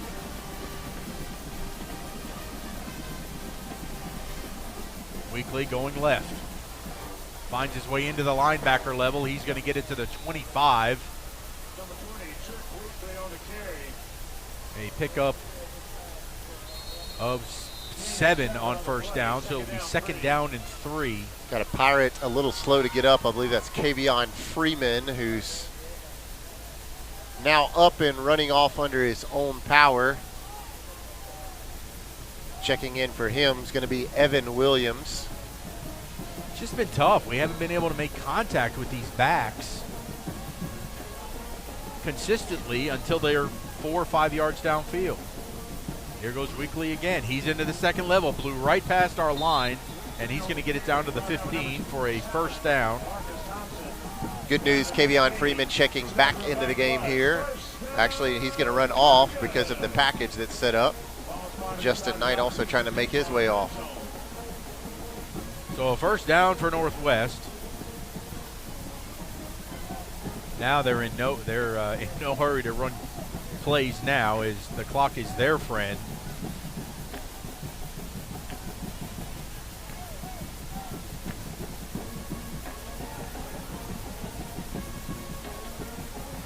White will hand it off to Weekly. Weekly again pushes his way into the linebacker level. And I believe they're going to give him the 10-yard line. They will. So it will be second down and 5. from the 10. Ball spotted at the 10-yard line. Second down, 5. Pirates trying to get some substitutions in, and they can now because while Northwest is lined up, they are in no hurry, as now they will huddle up. Just trying to take time off the clock. Approaching the 10:20 mark. And they're leading by 18. And the ball off to Weekly. Weekly pushes his way in. He's going to be very close to the first down, just outside the 5. So it will be 3rd down and 1. College corner, 3rd down, 1. Now they go tempo, they go quick. Oh, and a big hit in the backfield, and taken down is Kavion the Reaper. Actually, that was Marcus Thompson. Yeah, Marcus Thompson. Kavion got in there at the end, but great hit by number 7, Marcus Thompson on Weekly to stuff that 3rd down run. And I believe they're going to force Northwest Rankin into a field goal. So good job by the Pirate defense of bowing up strong there at the end of that drive. So Baglioni will come on, the left-footed kicker. Ball would be placed at the 15, so officially a 25-yard attempt. Good hold. Kick is up. And he is just Mr. Automatic. Cougars now up by 21 with 9:19 to play. At Bob Boyd Honda, we pride ourselves in getting our customers the best deals around. Usually that means when we're selling cars, but right now, Bob Boyd is in the market to buy. We're offering top dollar for pre-owned autos, trucks, and SUVs. Come by, talk to our dedicated team, and discover what a great time it is for Bob Boyd to buy back your used vehicle. Any make, any model. Whether you're selling or buying, at Bob Boyd Honda, you get a deal.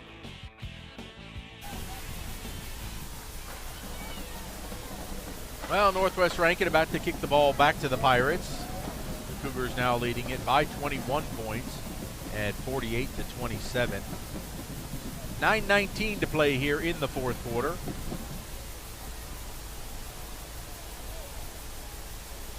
Really never thought we'd see Northwest Rankin hang 48 points on us tonight.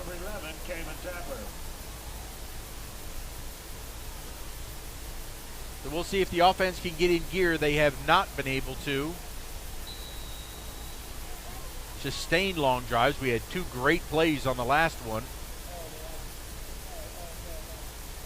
Going 2 plays, 99 yards. Oh boy, that ball gets over his head. And we're going to go back and fall on it at the 4. And it was a pooch kick that took a hop, and Ben Alexander couldn't field it cleanly. Jumped over his head, and he had to just go get on top of it. I'm actually going to put it out at the 6 for us. So that's a bit of a blessing. Well, that's better field position than we had last time. It is much better field position than we had last time, Professor. Maybe we specialize in those 90-plus yard drives. We'll see what Jack Durr can do. Jack Durr tonight, 6 of 13, 169 yards, 2 touchdowns through the air, 1 pick. Leading ball carrier, also Jack Durr, 9 carries for 21 yards.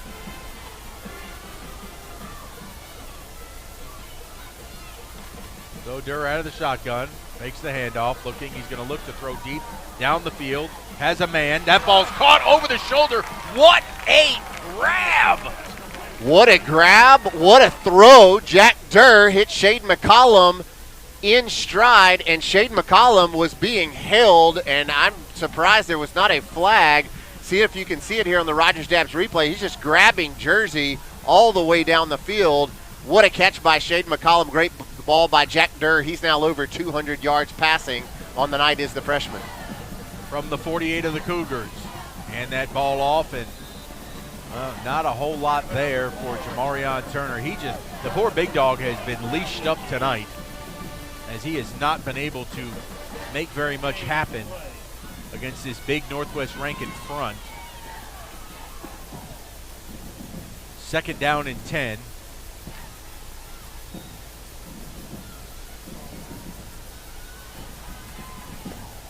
Durr looks over to the sideline to get his play. He'll drop back to pass. He's looking. He's going to chuck it deep down the sideline, looking for Kinji. And he makes an unbelievable catch. He skies for it and comes down with it at the 20-yard line. That was Air McNair right there. Kenji with his second catch of the night. The first one went 84 yards to the house for a touchdown, and that one an incredible you got mossed catch over Brendan Brown. And you just see the talent, the young talent of this Pearl Pirate squad as Jack Durr putting it up in the air to Shade McCollum the junior and Kenji the sophomore. We'll try and run it with the big dog. Jamarion spins his way to the 15. And that'll bring up 2nd down and 8. More importantly, you got to run these plays quick as we're at 7:50 and counting.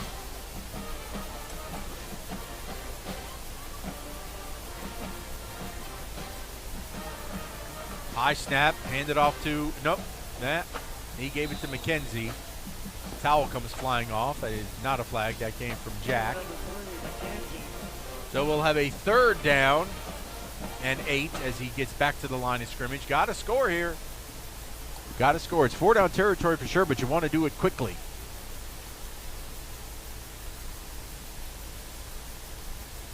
Northwest leaned towards the neutral zone, but they got back. Now Jack taking his time. He's looking over and has his signs.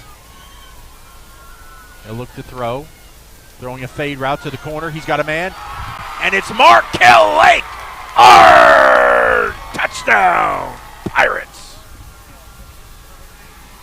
17 yards out. Freshman to sophomore. Another perfect ball from Jack Durr. The 3rd touchdown through the air of the night for the lefty.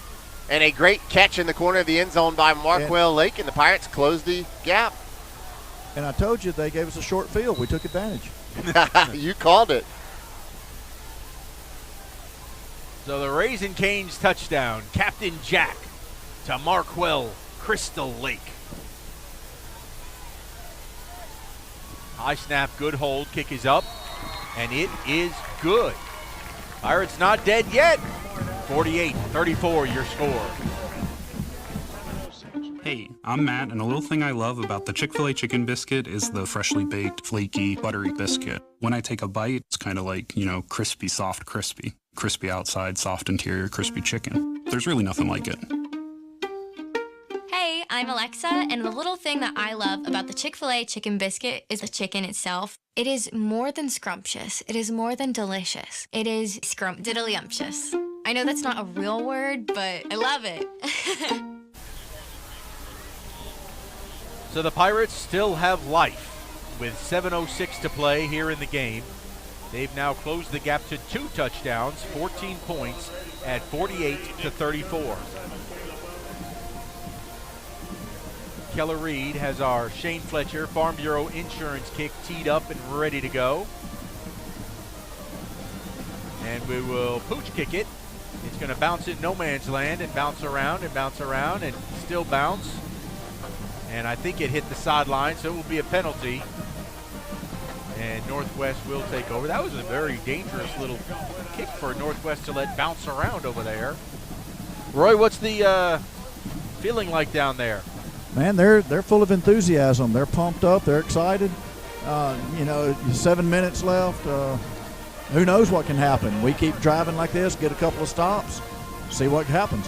Need a turnover in the worst way. If we could find a way to get a running back to cough up the football, because I don't think they're going to put it in the air too much as Lewis is back in the backfield. Got to find a way to get that ball out. That looked like somebody moved early or something. And there goes Lewis hurtling his way over the 40, out to the 40. Well, they're going to get him all the way out to the 43. That was very weird. It looked like a lot of movement early. Didn't look in sync. Be a pickup of 8. Make it 2nd down and 2. Kavion Freeman coming up and upending Lewis, sending him flying into the air. Northwest now milking the clock. Play clock now under 10. Hasn't been there for the Cougars all night. Right, we'll hand it off to Lewis. He goes up the middle. He's caught, stacked up. And they'll drop him there. Another tackle by Kavion Freeman as he gets up and pumps his fist, closing up the hole and wrapping up the ever-elusive Dylan Lewis. Ragsdale coming in for this third down play. Gibran kind of limping off. It is a Pearl Pool, 3rd down and 2. Critical play here for the Pirates.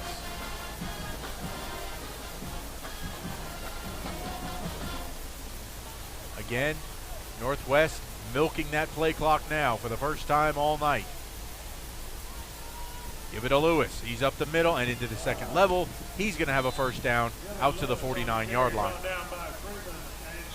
You know it's coming, and you can't stop it. That's what's the frustrating part. You know who's getting the ball. You know where he's going.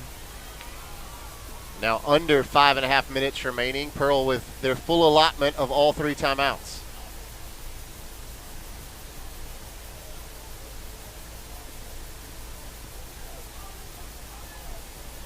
Play clock just ticking down.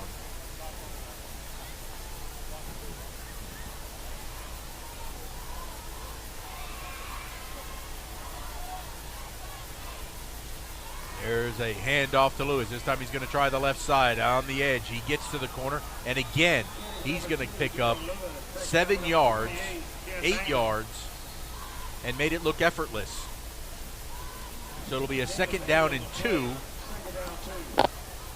And again, you know, another first down, and they're just going to bleed this clock way, way down. Yep. You can't get them behind the chains. It's just, Roy, I mean, that's got to be so frustrating down there is, again, they know it's coming, and they can't stop it. Yeah, we're even blitzing from the outsides. They're running away from the blitz, it seems like every time. But, he's just slick, hard to get down.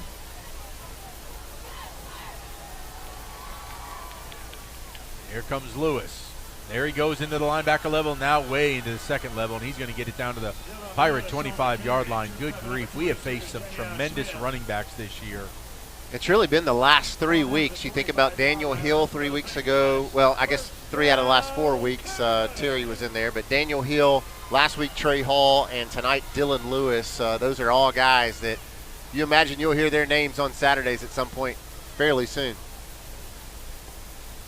So a 1st down and 10 for the Cougars, and now it's pretty much just let the clock go as we're under 3:30 now.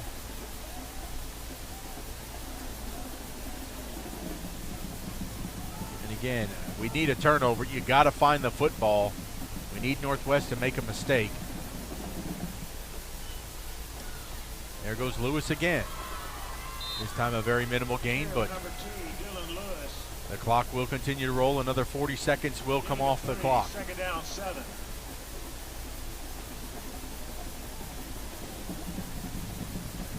Head coach Justin Hunter and Pearl deciding to sit on the 3 timeouts that they still have remaining. Well, they have a 2nd down and 7 here, so I would imagine if you face a 3rd down and long, they would begin to use them.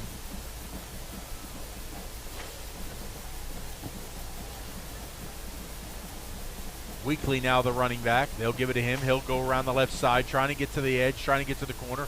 Good job of getting him out of bounds. That will stop the clock as Kavion Freeman comes up with a big stick.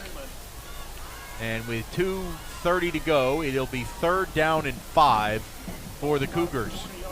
Kavion Freeman and Jamion Smith have been all over this field tonight, making tackles left and right. Kavion making them at the line of scrimmage, chasing guys all the way to the sidelines, and that time pushing Weekly all the way out of bounds. Still need a turnover because they're in Baglioni's field goal range now. Hand it off to Weekly again. Oh, and he winds up getting into the second level, right through our defensive line, inside the 15 to the 12. And that's going to give them another 1st down. And Oak Grove has just picked off Brandon in the end zone with 6 seconds remaining on the final drive, and number 1 is going to fall tonight 25-20. Oak Grove Warriors upset the number 1 ranked Brandon Bulldogs and will be at that very stadium next week as the Pearl Pirates will take on those Oak Grove Warriors.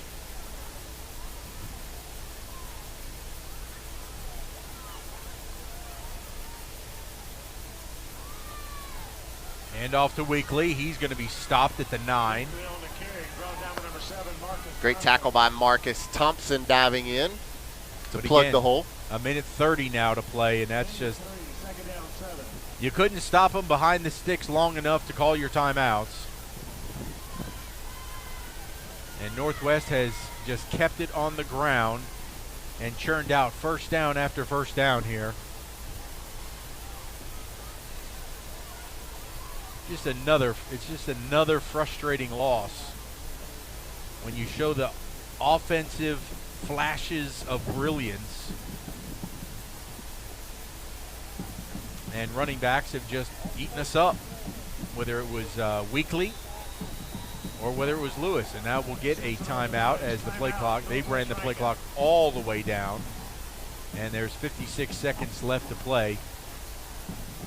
We'll step aside for just 1 minute with Johnny Mack, Alpha Insurance.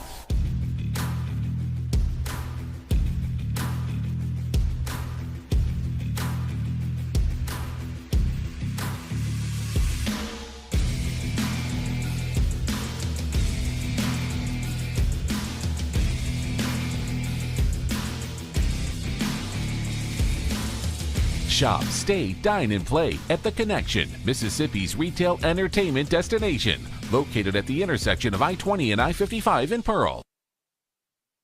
Dive and a catch made by Michael Harris II. And kiss it goodbye. Home run number 2 for Vaughn Grissom. The Mississippi Braves are proud to support the Pearl Pirates. The 2023 schedule is out, and we open the 18th season of Braves baseball at Trustmark Park on Friday, April 7th. Season tickets, sponsorship opportunities, and group tickets are available now by visiting MississippiBraves.com or by calling 888-BRAVES4. Back here at Northwest Rankin High School, where the Cougars are just looking to close this thing out. They have a 2nd down and 8 from the Pirate 9. And he's just going to take a knee.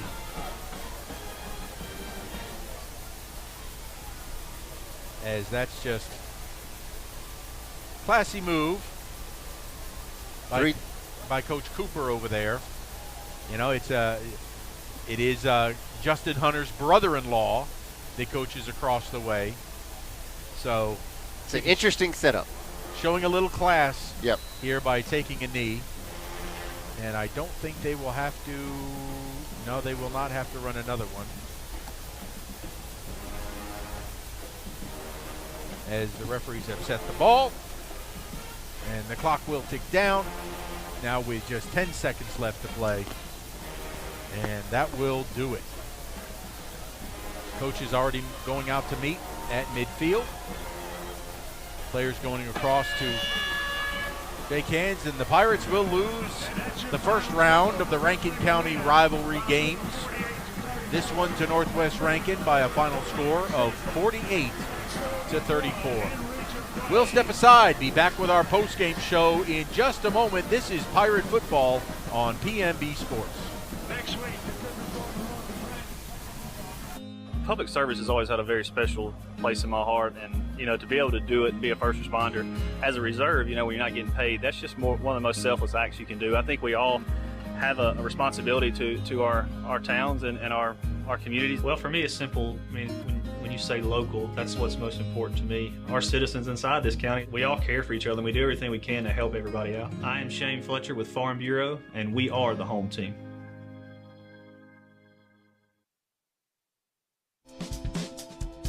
When Pirates need a feast, they sail to Mugshot's Grill and Bar. Voted best burger in Mississippi for 13 years in a row, Mugshot's proudly serves fresh, never frozen certified Angus beef. X marks the spot at 2 locations on the map, in Pearl and Riverwind Drive in the movie theater parking lot, and in Flowood on the corner of Airport Road and Lakeland Drive.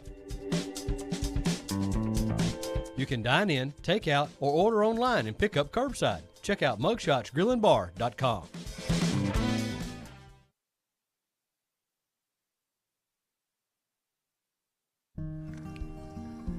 You've heard it said, give a man a fish and he'll eat for a day. But teach a man to fish You come home dehydrated, severely malnourished, and late. Some quotes are better than others. With Alpha Insurance, he won't get the old bait and switch. He'll be as happy as a dog in the sunshine. Ain't that right, Otis? And there's nothing fishy about that. Call Alpha agent John McHenry in Pearl for a quote today.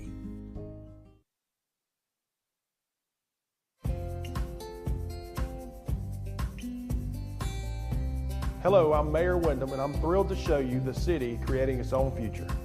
Pearl is located in Rankin County, the fastest growing county in Mississippi, and there's no question why. Access to great schools, even better shopping, and unbridled beauty make Pearl a town that truly embodies its name. And with a truly exceptional team of first responders, public safety is another key component of our success. With fantastic housing opportunities from quaint suburban neighborhoods to gorgeous lakefront properties, there's a place for you here in Pearl. You can't beat the location. Right outside of Pearl is the crossroads of the South, where Interstate 20 meets Interstate 55. From here you can travel anywhere within the state or the country. Or you can choose to stay right here in Pearl to enjoy a Mississippi Braves baseball game or experience the small town atmosphere, community pride, and heart of the local residents.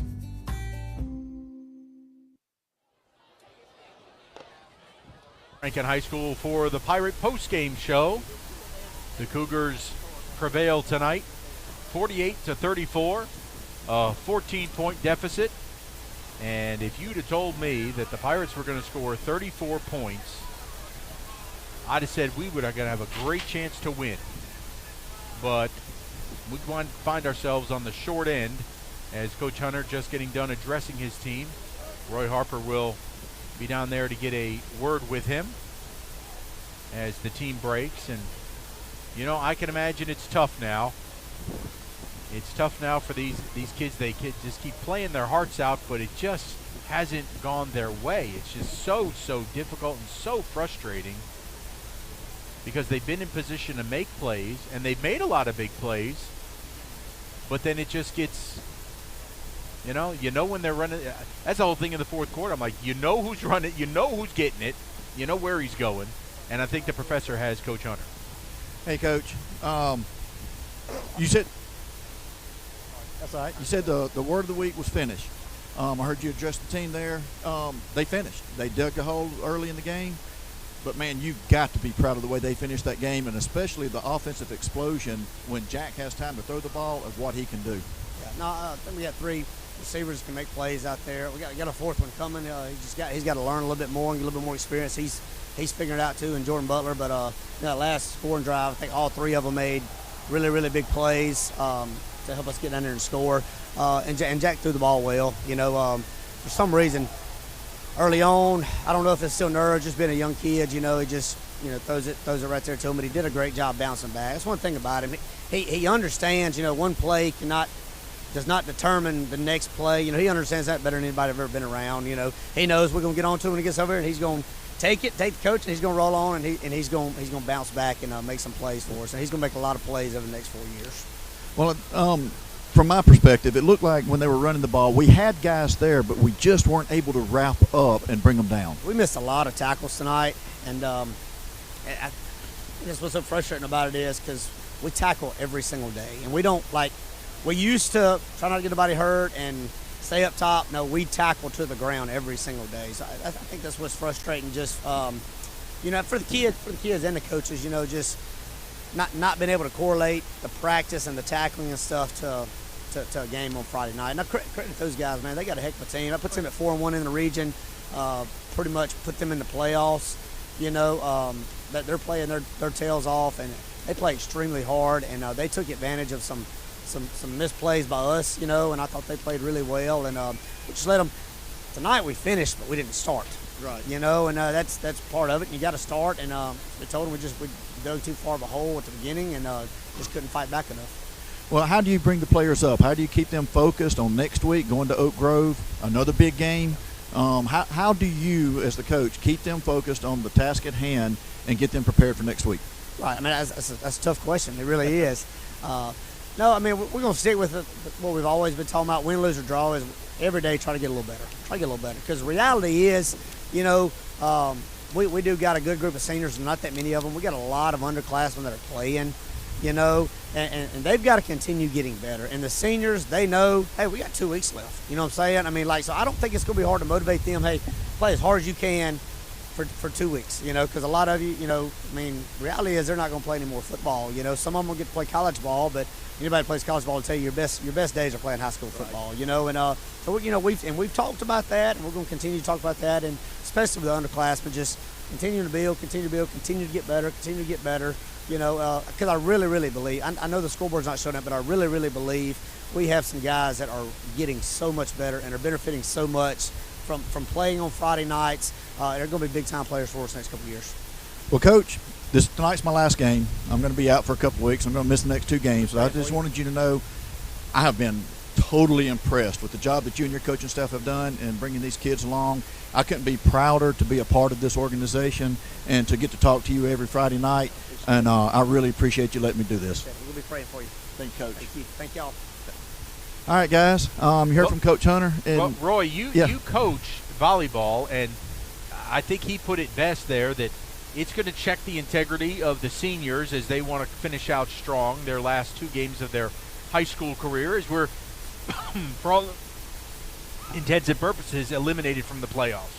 Yes, and that's tough. He said when I asked him that last question, he said, that is the tough question. How do you keep these kids motivated, knowing when they're out of the playoffs, or you just keep being defeated? And I was faced with that same thing earlier in our year. And we came down to the last week of the season, and my girls impressed me because the seniors stood up, knowing that it's getting to the end, that they only have a few games left, and really motivated the young players. And I believe him when he says that he thinks his seniors are going to do the same thing. That is a tough job as a coach, to try to keep these young kids motivated to keep going. But with good senior leadership, it'll come through. Well, Roy, it's been great having you. We wish you a speedy recovery. And, you'll be watching us, hopefully. I will. I'll be watching, rooting for y'all, and I really hate I can't be here, but I'll be here in spirit. You got it. Thank you, Professor. Thanks, guys. All right, well, it's one of the things that will not be hard, I think, is you've watched how these receivers, most importantly, have gotten so much better. Kingsley McNair has made strides beyond what you would imagine since the beginning of the season. You're watching Shaden McCollum grow. You're watching Marquell Lake grow.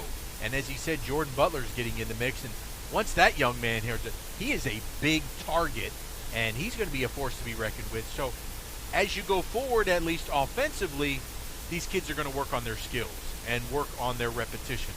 And I think that's what you can find against 2 very good teams in Oak Grove and Brandon as we finish out. Certainly Oak Grove, they go to 4-1 in region tonight with the upset of the year so far against Brandon. Yeah, just to support what you were saying with some numbers tonight, here's those 3 wide receivers that Coach Hunter talked about making plays on the final drive tonight. Here's some final statistics, okay? Kingsley McNair, 2 catches, 114 yards, and a touchdown. That's a sophomore. Shaden McCollum, 3 catches, 124 yards, and a touchdown. That's a junior. And Marquell Lake finished with 4 catches for 24 yards and a touchdown. That's another sophomore. Jack Durr's final line tonight, 9 for 16, 262 yards through the air, and 3 touchdowns. That's a freshman. And that is all the future. I mean, that's the one thing that really stands out to me, though, as you do a quick analysis, is I feel so bad for the defense because our defensive line is very good. Our linebackers are excellent. Our safeties, really good. And you watch the licks that they can lay on people, but then it's just week in and week out to see how running backs have been gashing us. I just feel so bad that they just can't get in the right spot. Yeah, and we faced some, some of the top talent probably in the entire state of Mississippi playing 6A football against the likes of 3 of the 4 running backs we faced the last few weeks, Meridian, Warren Central, and then tonight Dylan Lewis. All of those guys, all seniors and all guys who are going to be playing on Saturday.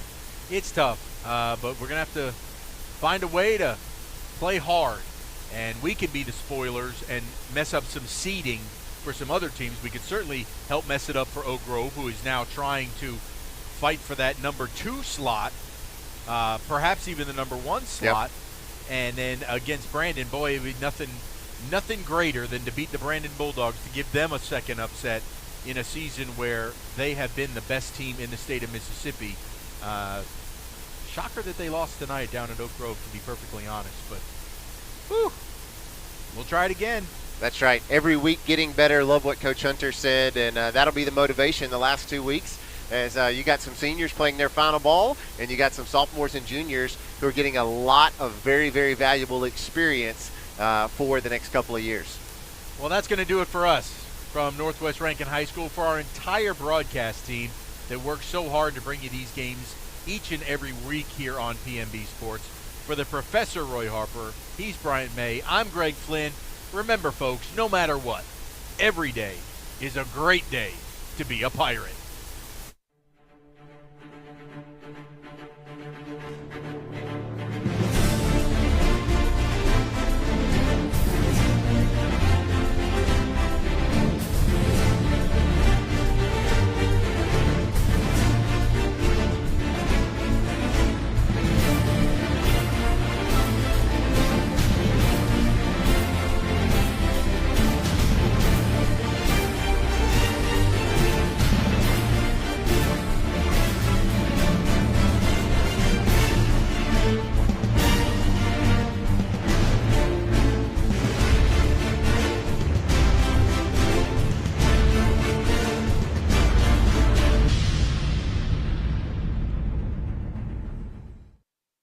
Thank you for watching PMB Sports.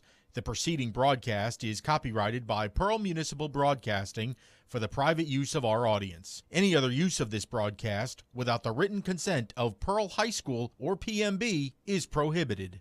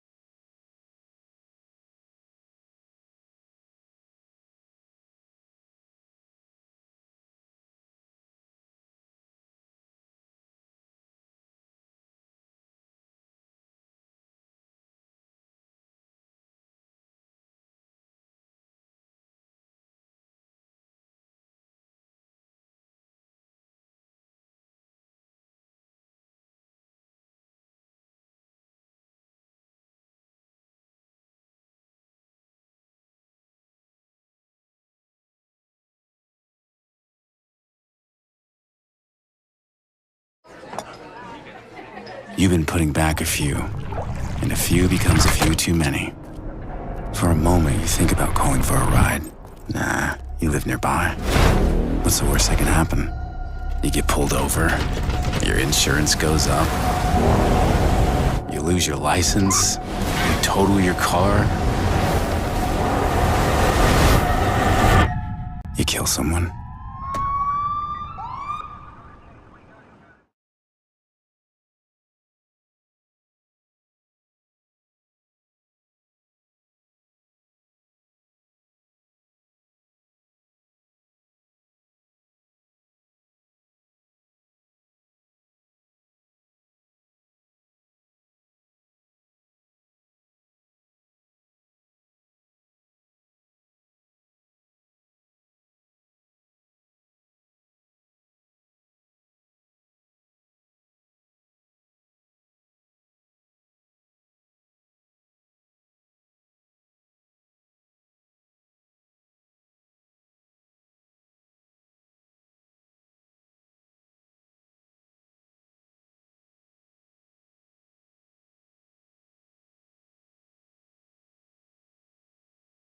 There's a line between drinking and riding, and the smart ones never cross it. It starts off simply enough. You hop on your bike and head off confidently. But even one drink can affect your ability to ride. Alcohol limits your reaction time.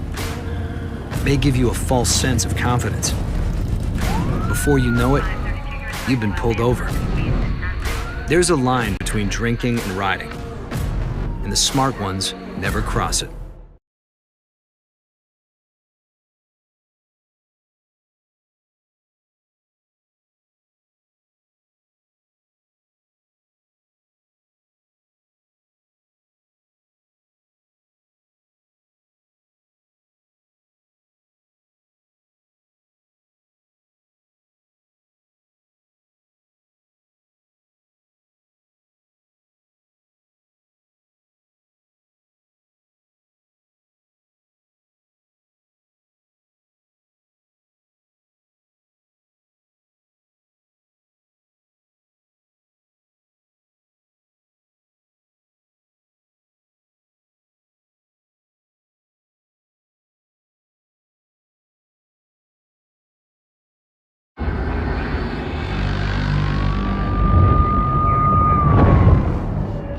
You knew the risks when you decided to drive drunk.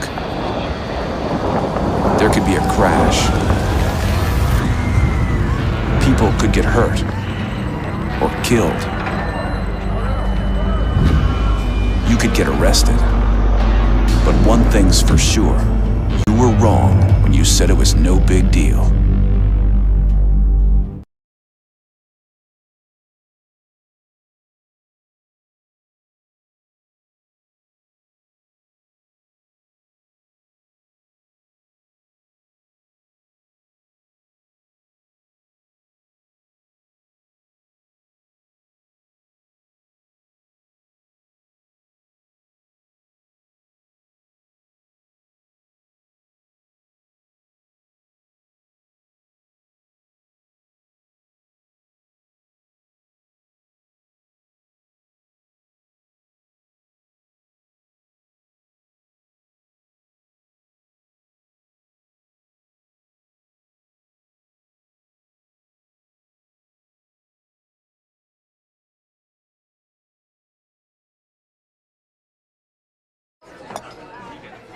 You've been putting back a few, and a few becomes a few too many.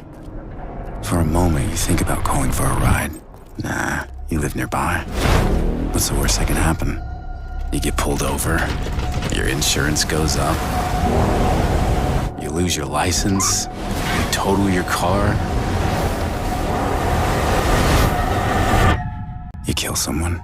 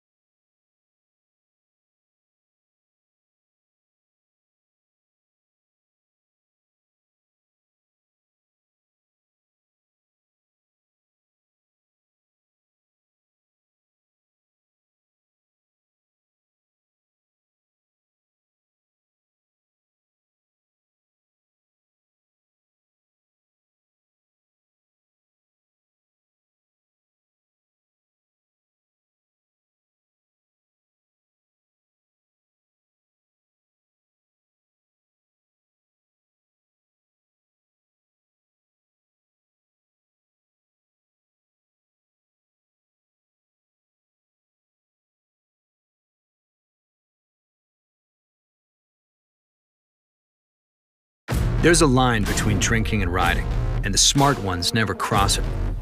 It starts off simply enough. You hop on your bike and head off confidently. But even one drink can affect your ability to ride. Alcohol limits your reaction time. It may give you a false sense of confidence. Before you know it, you've been pulled over. There's a line between drinking and riding, and the smart ones never cross it.